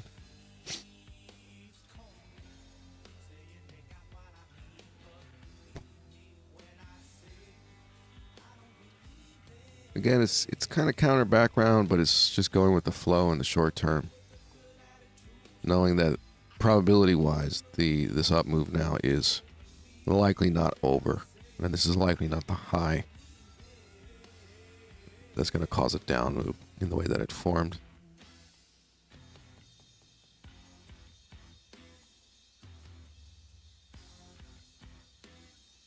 You could actually get, I'm talking about possibilities.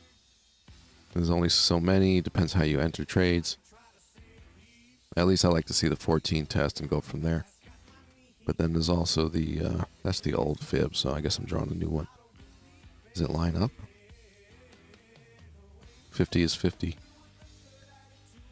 And that was from the down move.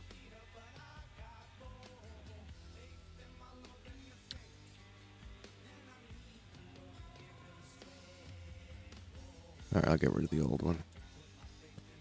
Just want to keep that because the 618 acts as resistance and then now support. It really does.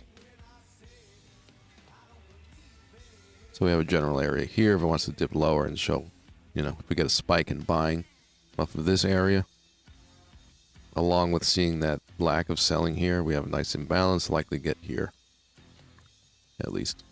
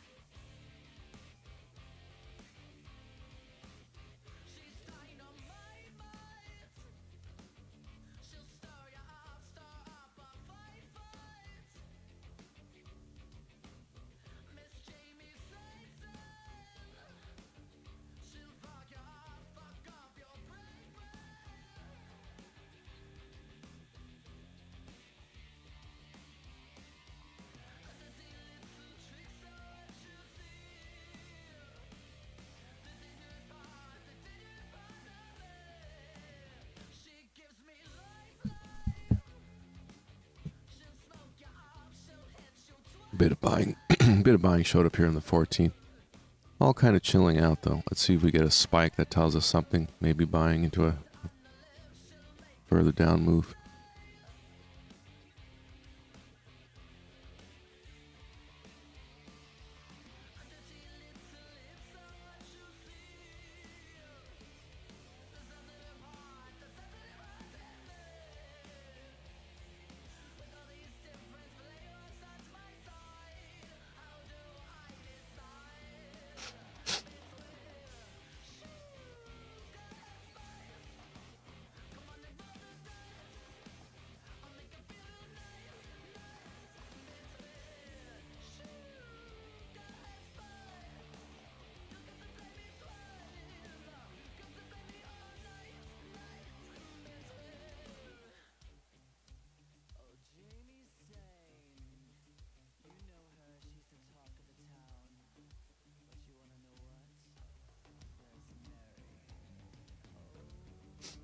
Doing a whole session with bars.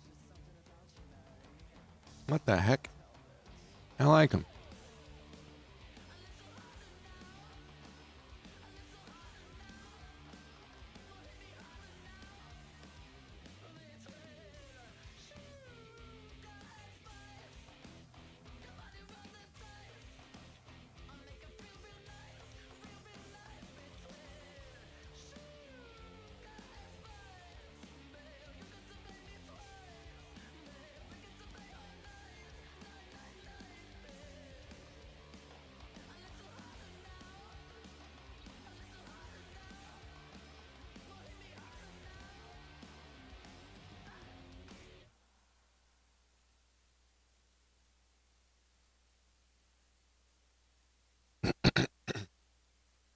The thing about this indicator is these arrows showing low volume, volume lower than the previous two.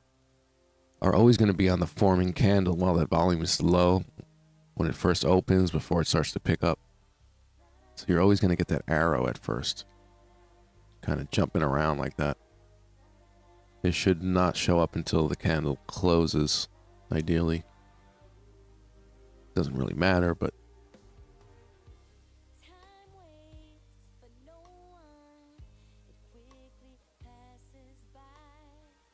you really got to close to confirm, obviously.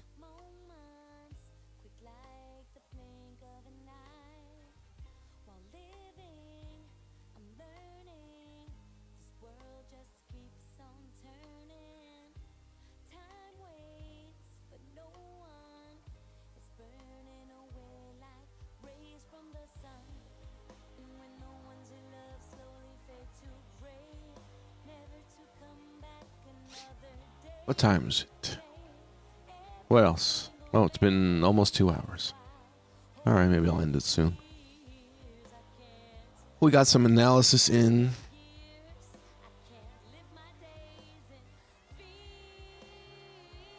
Let everybody know I'm back next week. Tuesday, Wednesday, Thursday. Probably starting an hour into London. Subscription based. It'll be on my website. We'll do this live. I guess I'm going back to GoToWebinar, GoToMeeting.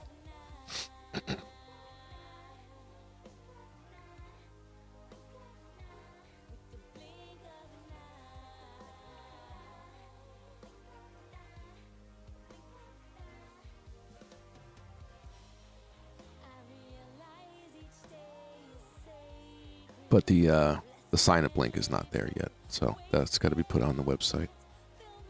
It'll be there shortly.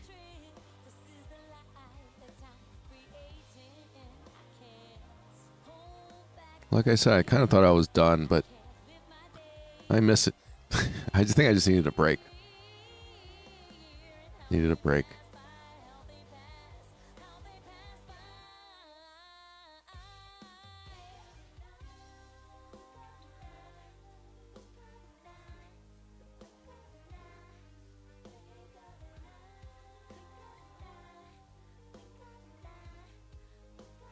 Well, seeing about this down move, what it wants to do, as far as possibly continuing up off a small retracement.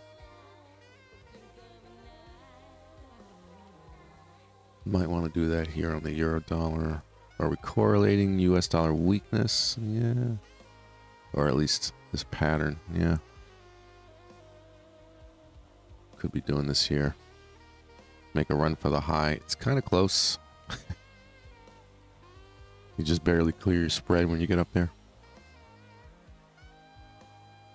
But you could always get out of it, double tops, whatever. Maybe that extra leg up to those larger fibs and hit some weakness on another leg up.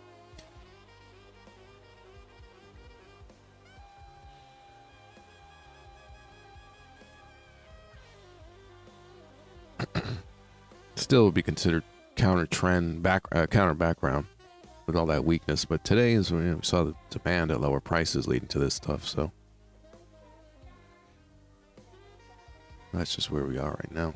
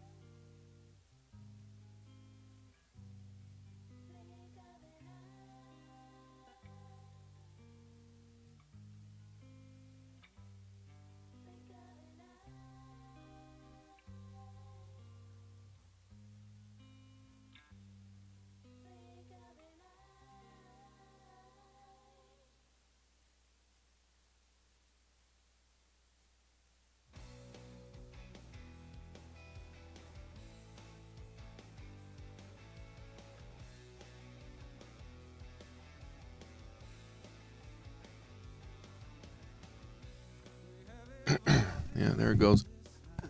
Likely going to push up, right? Probability wise here, try to push up into new high ground on this move and then see how it reacts. If it gets squashed on weakness, background may start to play out. If it accepts these higher prices, it's probably doing another leg up. So that'll be crucial if we can test the high and just above it. Otherwise, if we sit in here, we kind of don't get an answer to anything. Either move up, tell us about selling. Hopefully they're up higher if you're looking to catch a move here. Or if it moves down, that we see the buying here act as support.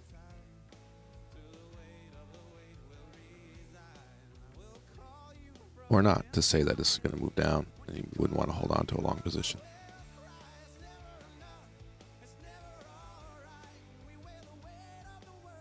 That's a lot of volume coming in there. Still a minute left on this candle. Let's see what that is.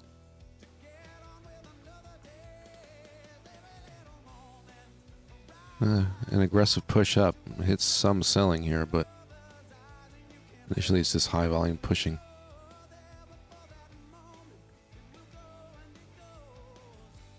See where it closes. The higher the better. But this pattern is likely, again, likely to see it try to get into new high ground and see how it reacts. It's almost there. Yeah, that's at resistance now.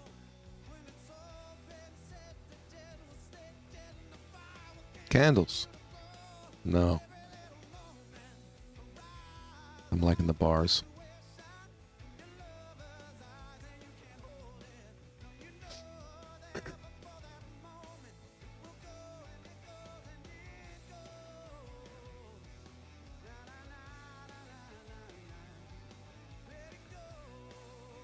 Yeah, they're all kind of doing it together.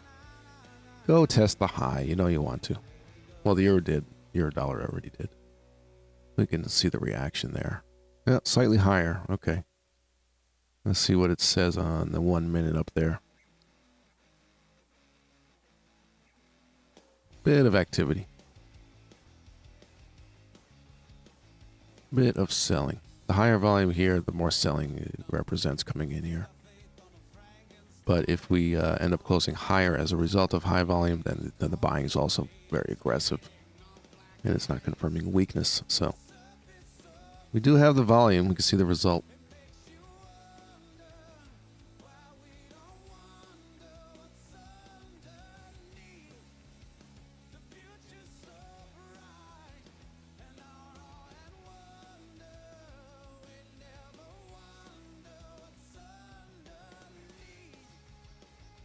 Mr. Chematic Trading Group, Happy New Year to you as well.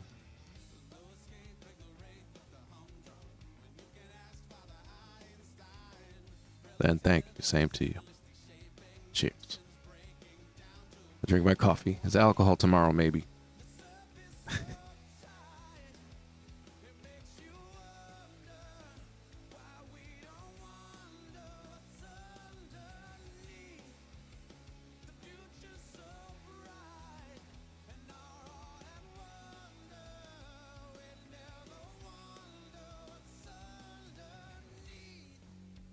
Okay. So, new high ground may be getting accepted. The volume is a little bit high, but again, the result also helps determine the projection.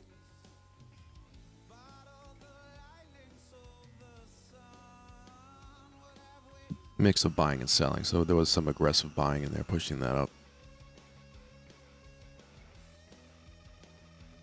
Well, the euro dollar got to the high. The other ones did not.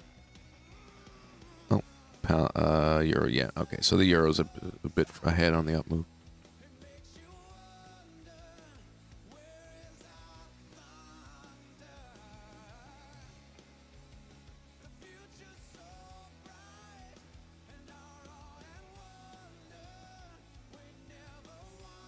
We'll see the reaction, new high ground.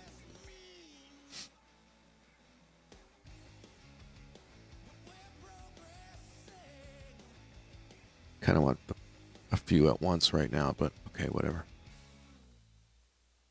This one's kind of the most interesting.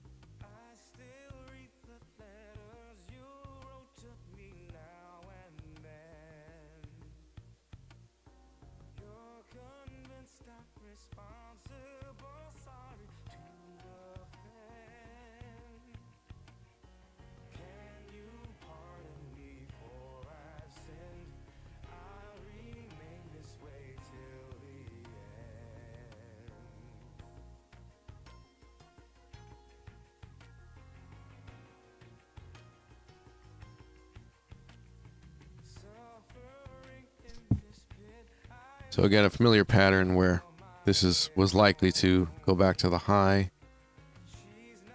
The euro pairs did it. This one is a pip away or whatever. There it goes. And along the way, some high volume here. So seeing the result of that, if we do close higher like this, 5-minute chart, then we have a higher close as a result of that activity. And yes, there was selling into it, but the buyers are still in this aggressive pushing mode, right? If we close down, we'd have weakness.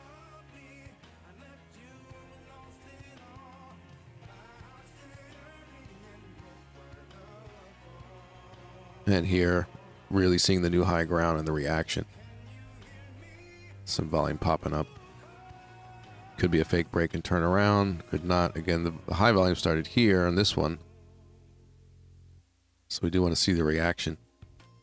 But again, if there's going to be high volume here, again, it's kind of like carries over. We want to see the reaction. But at least the reaction to this is closing higher. We didn't confirm weakness. We confirmed that selling is active, but buying is also pushing markup aggressively still.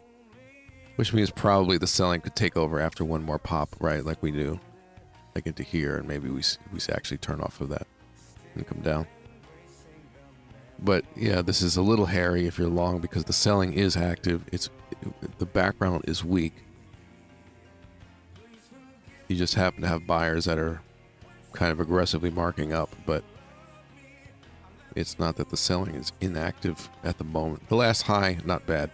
But again, that only kind of tells you got to try to break it, and then what? See what happens.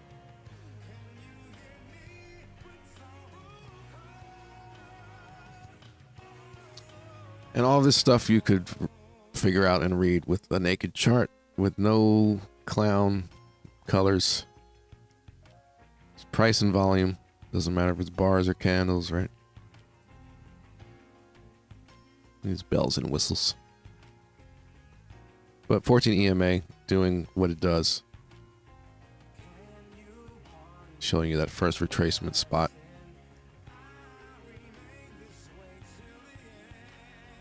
So it literally just touched it.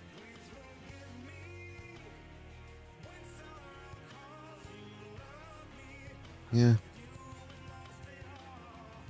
Kind of could go either way. Again, it's a bit of buying, bit of selling now. Picked up in both directions. And at least most of them, most of them did this pattern of going back and seeing what's up here. It could be weakness here, confirming. Especially if we get a fake break, we come down as a result, then we certainly have weakness.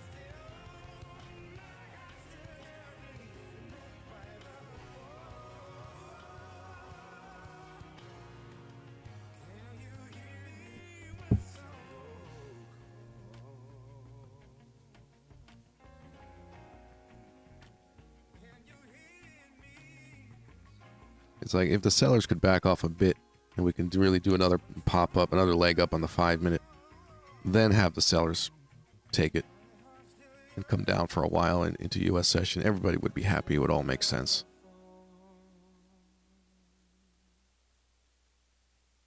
Everybody knows what they're doing.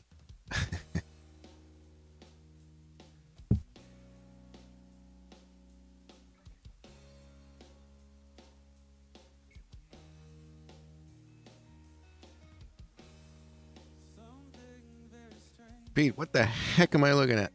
It's clown show template. Yeah, it's just trying something different. I'm trading exactly the same way.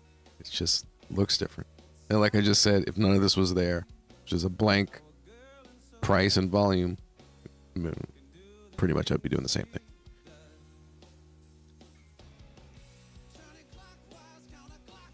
New year, new chart? I don't know.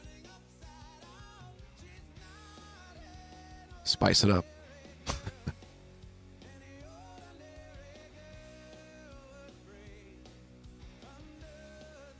As I said, for those who may have not heard, these are Fibonacci pivots. So that's what these pivots are here. And I used them for a time. Eventually I took them off because I just had too much crap in my chart years ago. But just want to look at it in real time rather than worry about back testing or whatever. Just leave it on there for a bit. See if they're as good as I remember.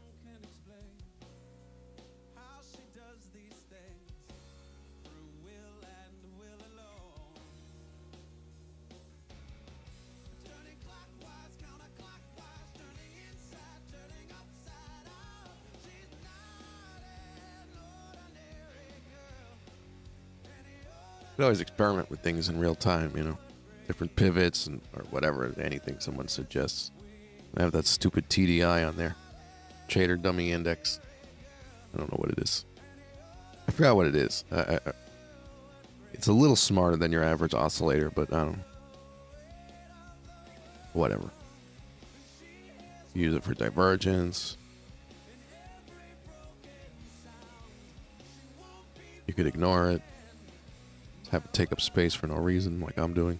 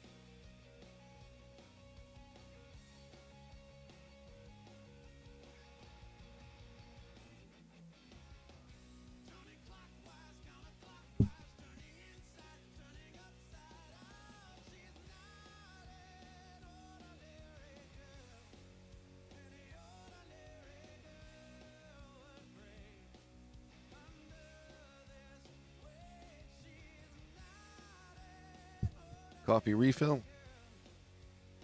Starbucks holiday blend. You know, you get it in the gift basket. You want to use it. Let it go old. It's not the greatest. It's not the worst. It's not Folgers. All right.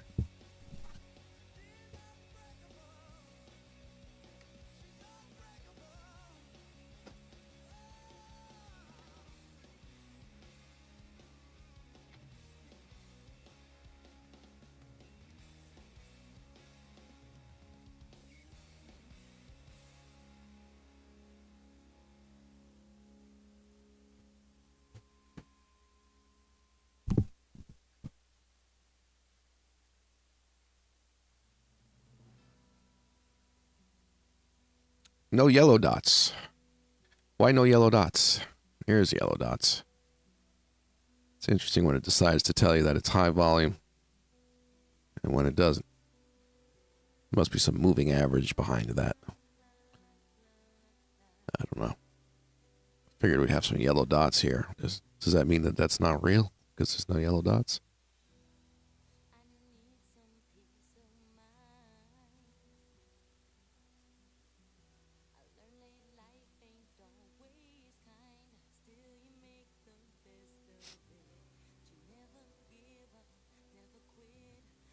Well, there's your answer on that, huh? We're looking for the outcome. So the story here is, again, new high ground will tell you about sellers. And this pattern was likely to get it there to do that. Maybe the others will follow, or maybe we're just going to start moving down off weakness. But there's the answer. This had high volume because, again, buying and selling. But still that buying was aggressive. Again, here, really a mix of buying and selling. But closing higher as a result of this one. So as you're saying, yeah, the buying is still pushing against that selling. That was bringing it up and continuing the pattern. But then this as a result of this high volume. Closing lower and finally back on some regular medium volume. Closing by its low, right? That now confirms weakness. Now this isn't huge volume where it's like, okay, the whole background's going to play out off of weakness. It could, especially with this lack of demand. But just facts, mix of buying and selling, and eventually the buying throughout here was really much, much less. And that's why I was able to close down, move down, and have that lower volume. And we're already at the 14 EMA, which again could have a little bounce or not off low volume and come down. And you really have that weakness playing out if buyers don't show up here. So that's the game up here. The Euro's doing its own little thing. This is a little different. Didn't quite get to the high. It's just sitting there. Because, you know, again here, new high ground we'd find out probably gets sold into. But we didn't get to see it. This one, did it actually get into new high ground? Barely. Tiny bit. Fake break pattern. Not much volume though. That's kind of a euro thing. Again, here the EJ. So it's a euro thing. Not really US dollar yen driven situation, which would really help resolve everything. But besides the euro, it didn't quite resolve. Looking for an answer here.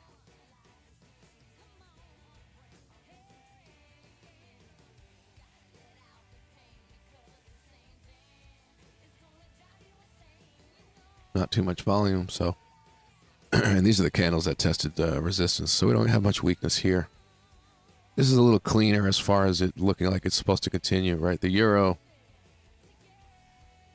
tried and hit some weakness. But has this really tried? Yeah, we'll see. It's got to pop up here to really tell us, right? But at least at resistance and slightly above, the volume's not very high. Might get higher up. For a short, eventually up there, right? What's that background like on AU? Oh gosh, this template's no good. It's no good. Delete it. Yeah, weakness in the background. This is a level where really, into here, we should really see some large selling. Otherwise, yeah, we could float up. I'd want to go short of some large selling a bit higher up.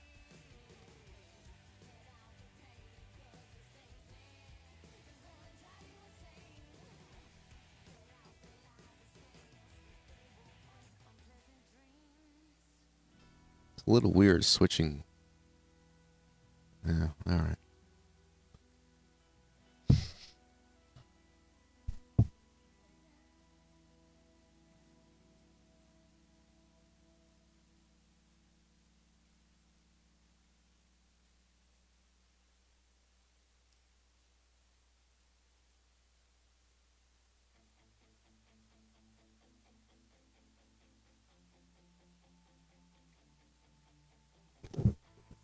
All right, I'll probably end it soon.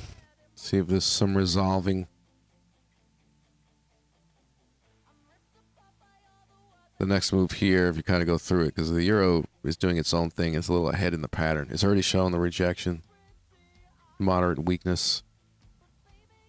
And here again, this is where it's testing for buyers. If it breaks through here without creating this sort of pattern and cuts through on low volume, closing down, then it's likely going to play out some weakness and come down. Now looking at the big picture, how much volume is on that weakness? It's moderate. And it's not quite up where I wanted to see it here either, so it's not perfect. One more pop up, right?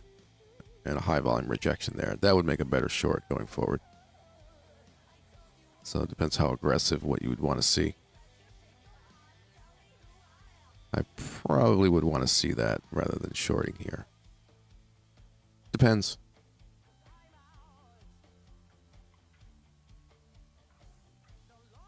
Could be very low volume demand. Could even be an up move that gets sold into, and you're seeing some more aggressive selling, even without going higher. So the situation could improve, but that's what it is at the moment. That's the euro. These guys, again, like it was doing its pattern and it kind of just got stuck. Not getting much of an answer. Again, it's surprising that things are even moving this well on December 30th. And at any point, it could just die out, whatever. Close it up, call it a year.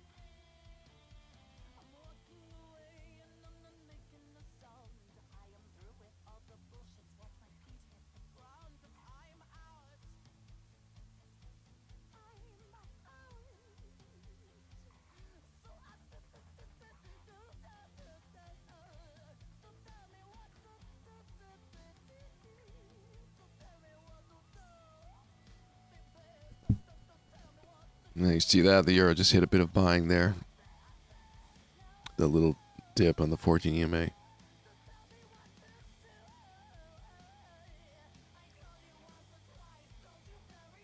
Who was that?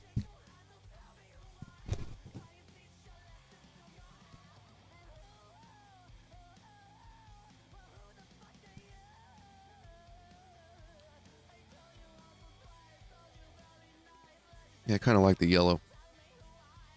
Highlighting the high volume. Well, that bit of buying that just popped this up, created this activity, could be the thing that can now bring it up to here. I guess you can get a scalp up and a background short down, perhaps. But that's the logic there. These guys want to resolve or what?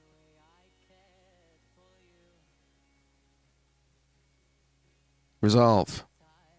It's like a suspended chord, if you know music. We're sitting on the sus. It's very sus.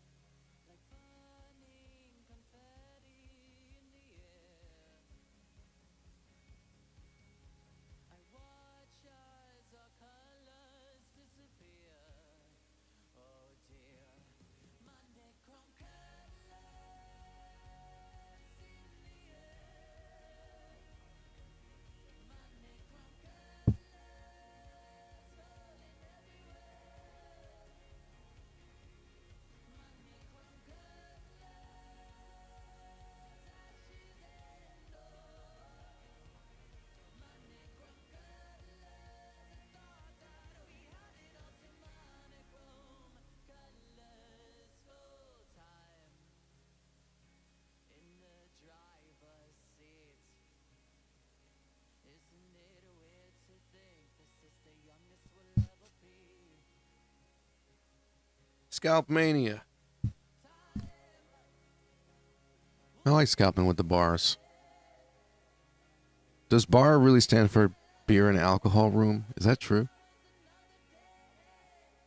Or did somebody just make that up?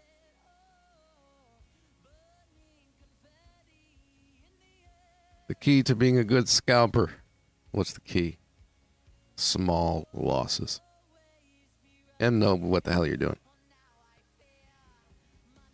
That's a given. There you go, pound. Small losses. Frees you up to do whatever you want with your profit taking. You want to close it at this pip count, that pip count, whatever the heck you feel like. Your risk reward will be decent. And again, if you're scalping right, it should more times than not just move in your favor pretty soon after you got in. If it's moving against you, that's not a scalp. Just get out. All right, I'm closing up my part of my pound here. Speaking of scalp.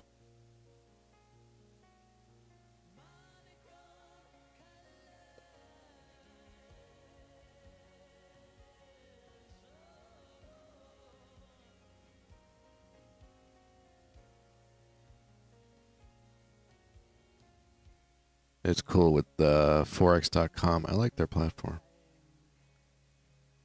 As I say that, I'm not able to do what I'm trying to do right now. Can you? Okay. Let's try that again. Close trade amount. I want to make it a smaller amount. I'm trying to do partial close, which has always been fine.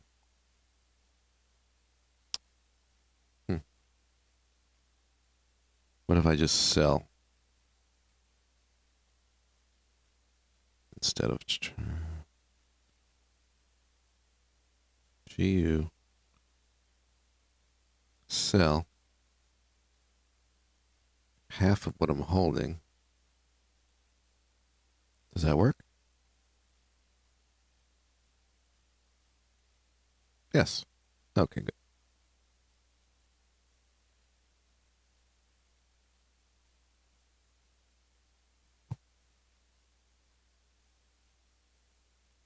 Stop and break even.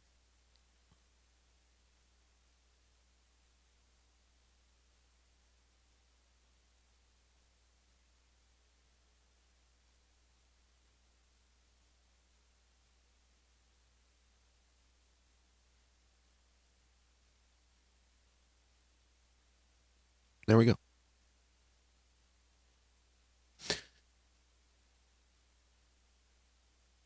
Yeah.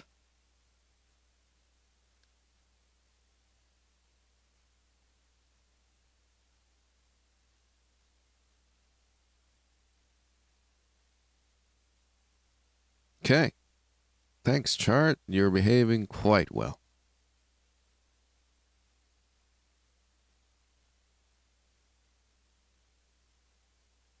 December 30th. Kind of want to stay.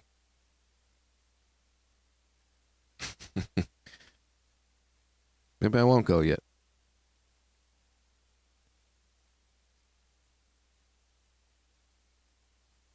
Well, I wanted this to resolve, so that new high ground issue with the pound. Okay, we'll get to that. So this certainly showed weakness, but then as we spotted here in real time before this candle even popped up, that we saw some buying right there. So the buyers are still pushing. The sellers are there here and there. So this is a bit of a mixed up situation right here, which again could just have it pop up here, and then you get some nice high volume weakness there, like higher volume than this stuff, followed by lack of demand, and you go down, down, down.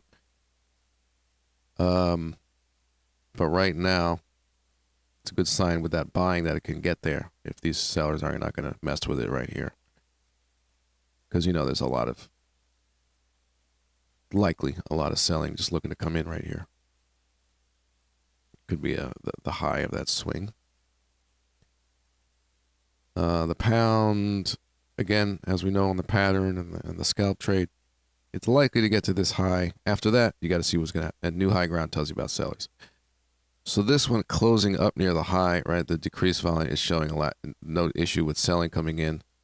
I'm holding half the position now, stop at break even. This thing, if the volume, the lower the volume is, the better. And if it closes up as a result of this one, we're really just not seeing, obviously, the likelihood of a fake break and weakness and coming down.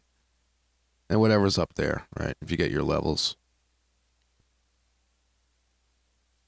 What is the deal here on the pound? Because we broke the fib. Well, okay. Well, see if the fib pivot comes into play. I'm kind of testing that in real time. I used to like that. And then, of course, we just have simply the high here. So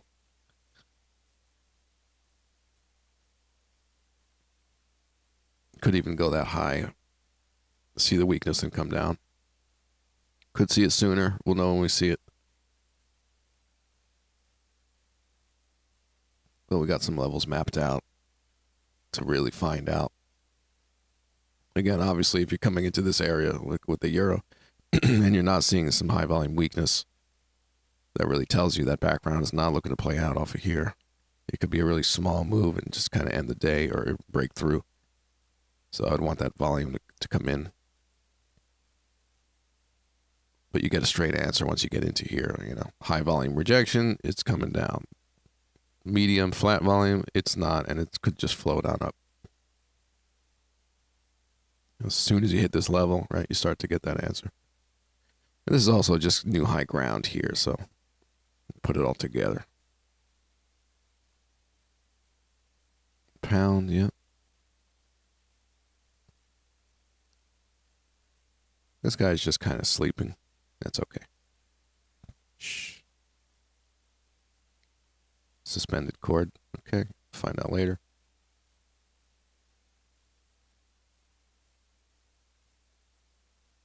Again, the EJ is similar to the euro dollar analysis because the euro is kind of doing its thing here. And the pound yen, pound dollar similar in that way too. Trying out the new high ground thing. Little weakness on the pound yen, not so much here, which tells you the U.S. dollar has been on the weak side in the short term here now.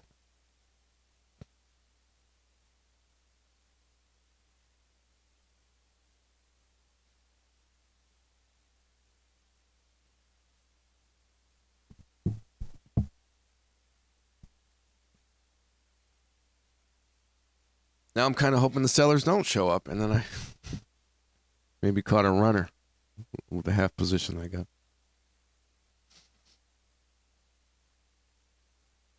But that's good. I'm glad that happened live, and I was able to point it out in real time, which ends up just being a very textbook situation here. Like I said, this is not likely the high. If we move here and get a particular reaction and so on, like I explained, we're likely going here, very likely, and then pushing up into new high ground and seeing what happens, because it could come down if it hits weakness. That's not hitting too much weakness, so it might be a real break. This, again, hit some weakness in that pattern. It did come down, but then we saw in real time buyers as well pushing a bit more volume on that. So that's just the story there. Again, sellers probably all over it here, right? Everybody understand what's going on over here? Hey. It's the same thing again. What do you know? If you have my scalp course, you know this. Simplest thing in the world.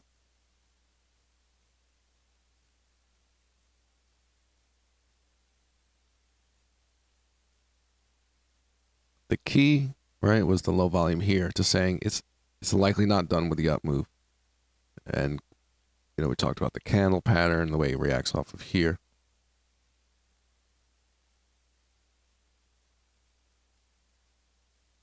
But the key is low volume at high prices means that the up move is not likely finished. And it's going to push higher in the near future. Okay, this, yeah. It's kind of getting interesting now, right? All right.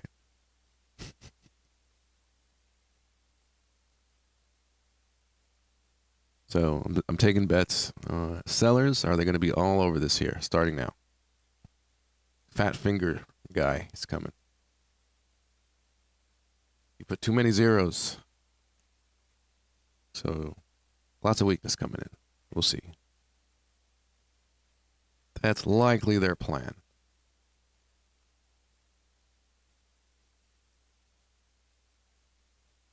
I'm going to be cautious on this runner. I got no risk on it, but as I showed earlier in the session, I'll close it. I will close it. Don't play around. I will just close it. Like nothing. This trade, I'll just throw you away.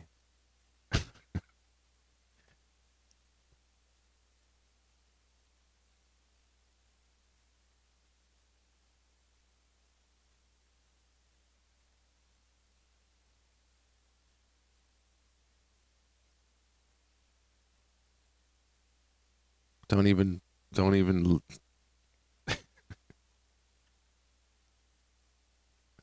I'm gonna open the window trade.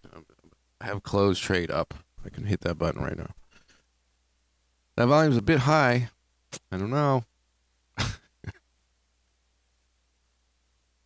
Oh gosh. It's happening.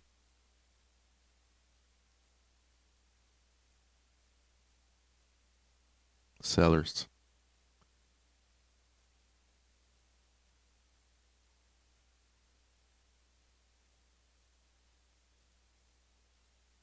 Let's see.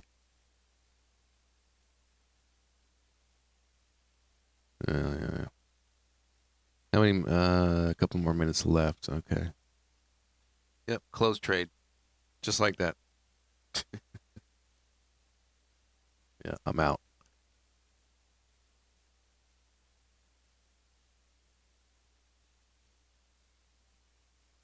And why can't I just be like that? Because I keep my losses small.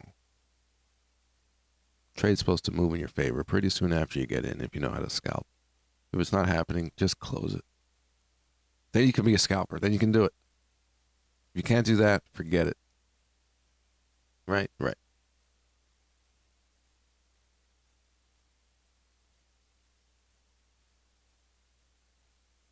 It's like number 1, number 2, and number 3 rule of scalping. Small losses. Yeah, 4 pips, 3 pips, 9 pips, 5 pips, an occasional 12 because it just went buck wild after you got in. That's what it should look like if you're scalping, right?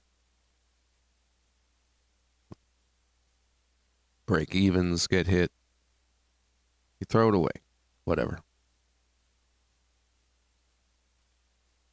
But reading the chart and yeah, obviously everything leading up to it, you got to know what you're doing. So this, as predicted, right? We got high volume here. This is the highest volume in whatever, 3.5 hours.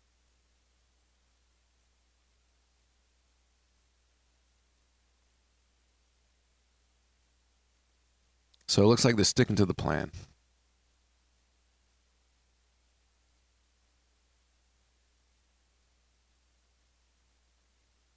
Here we're starting to see, it's not much, maybe a pop up, right? We still got some stuff up here. Here's the resistance, right? That's what it was.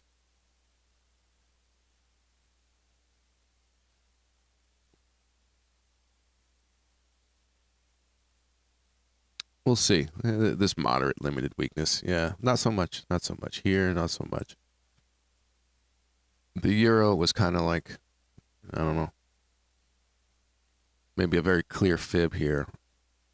And we also saw this weakness as a tip-off that they're likely going to show up, the sellers. Others are a bit inconclusive. Not too much selling coming in just yet, right? But that's fine. We can still go a little higher to find them, whatever it is. Again, if a top forms, just like we saw here, if a top forms on low volume, right, especially in an important area here, but that's not the case so far. But if a top forms on low volume, it's likely going to continue as far as that scalp stuff.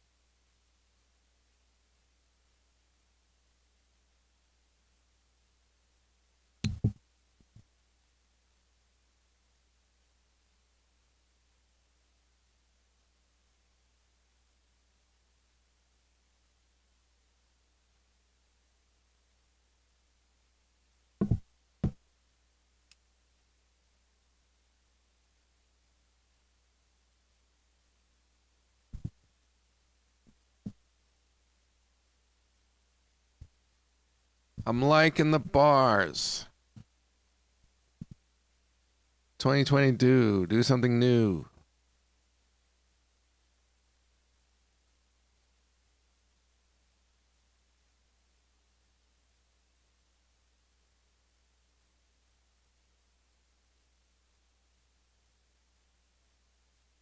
Trying to get myself motivated. I got comfortable and fat. All right, not fat, but 5 or 10 extra.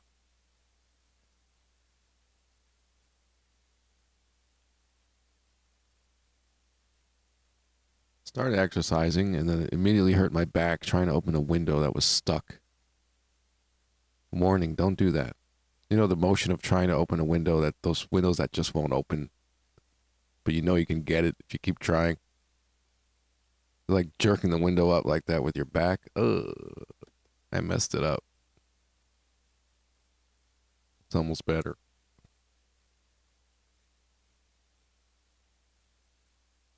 All right, New Year's resolution time. Okay, I'm really going to do it. Okay, exercise. And try new things. There you go. Bar charts. Wild. What else? Oh, I just moved my fib. I don't really need it. Get a new car. I don't know what make. Try something new.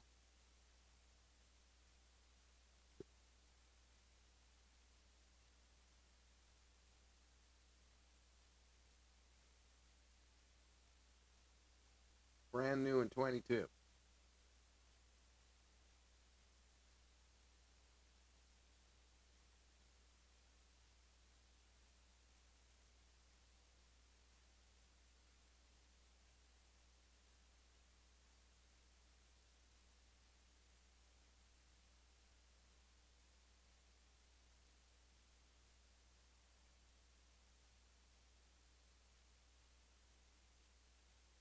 So what else? What can I tell you at this point? We have higher prices with weakness as expected. Okay, so the ever important 618 overshoot. Hypothetically speaking, the higher volume than all of this, let's say, all of that, coming in here and rejecting, showing lack of demand, would be a nice setup. Likely going to the low, or at least a fib retracement.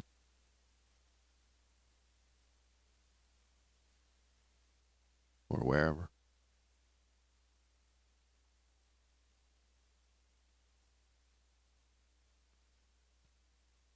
But yeah, at least we're seeing live. This is the decision point. The weakness here, right? Is it convincing? It's not bad. Not bad. It did close higher as a result, with a little bit less volume. So the buyers did not back off, right? The selling did show up. This is key, though, obviously, here. Bar charts.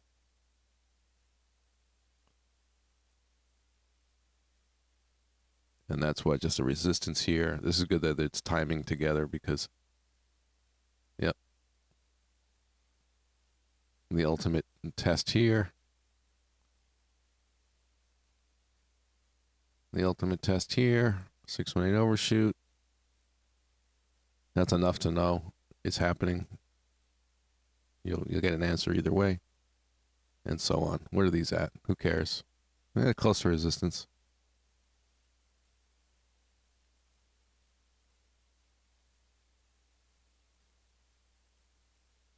Yens are a bit different. Oops. But at least it's new high ground. And so they're all in this potential fake break sort of environment, right? If that comes down, you get a fake break.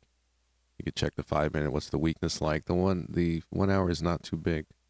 Again, it's like moderate weakness. It's not huge. But they're all kind of in their potential fake break key point spots. Fake break fib, GU is fake break resistance. So big sellers here. It'd be nice. Everything sticks to the plan. If they don't show up, could just float up and whatever. Maybe they'll show up higher. Maybe they won't, and there's more long scalps, right? Take it as it comes. But at least you get an answer here.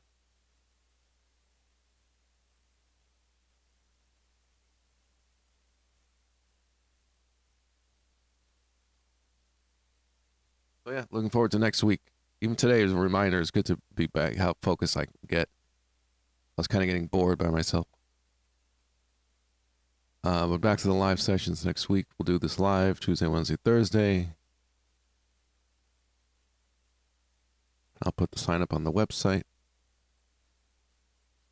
We'll start an hour into London session, do 2 to 3 hours. That's about 8 hours a week on average that we'll do.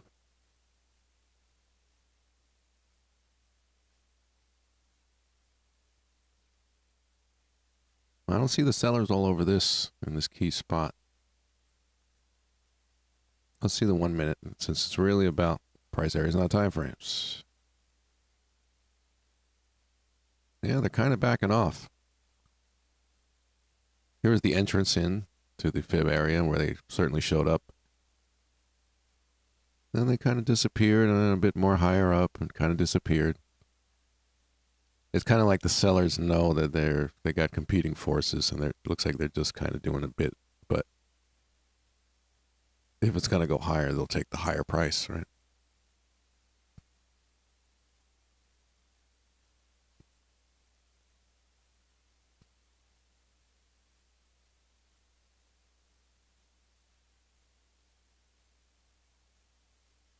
So there's the new high ground over the resistance. It's moderate selling. It's like you're going to get some increase in volume there no matter what, pretty much. It could have easily, in this situation, you could have easily seen the highest volume of the day, considering where we are. And it's probably the 7th highest of the day or something, so it's moderate.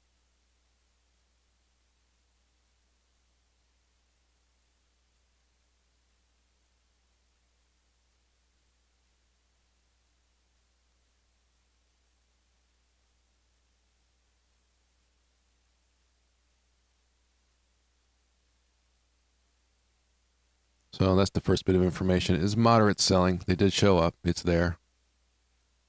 It's not huge, but it's there. And then see what comes to follow. If it goes up higher, we're seeing decreased volume. The sellers are gone.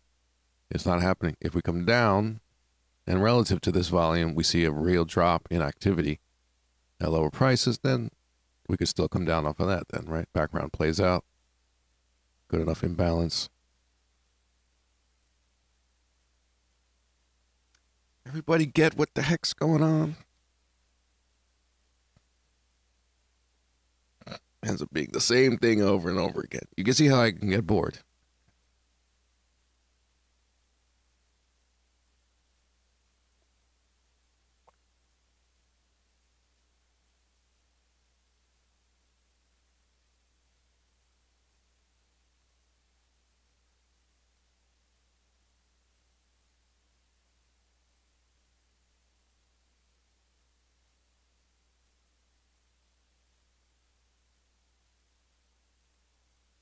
So I ended up with a couple of pound long scalps,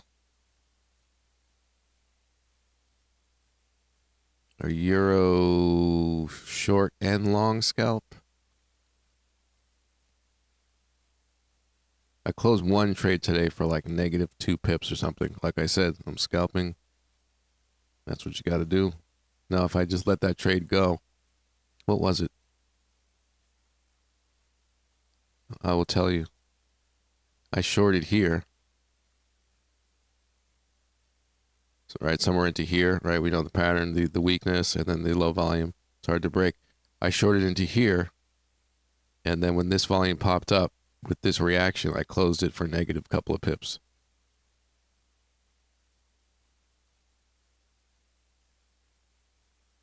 Because of that strength. That's the last thing you want to see.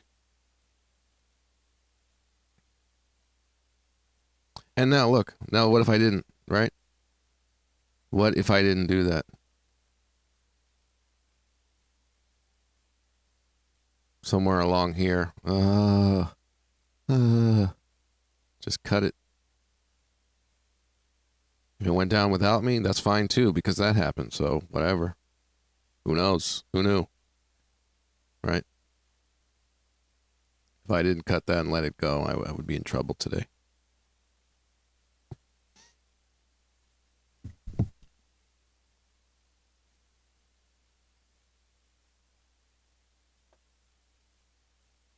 All right, guys. I'll call it a day. Anything else? So hopefully I'll see some of you next week, Tuesday. I'll have to put up the subscription button on the website. The link is there.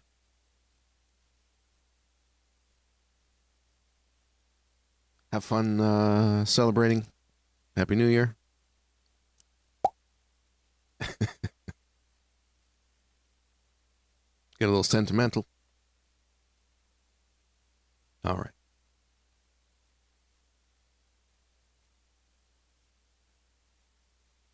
Have a good one, guys. See you soon. Take care.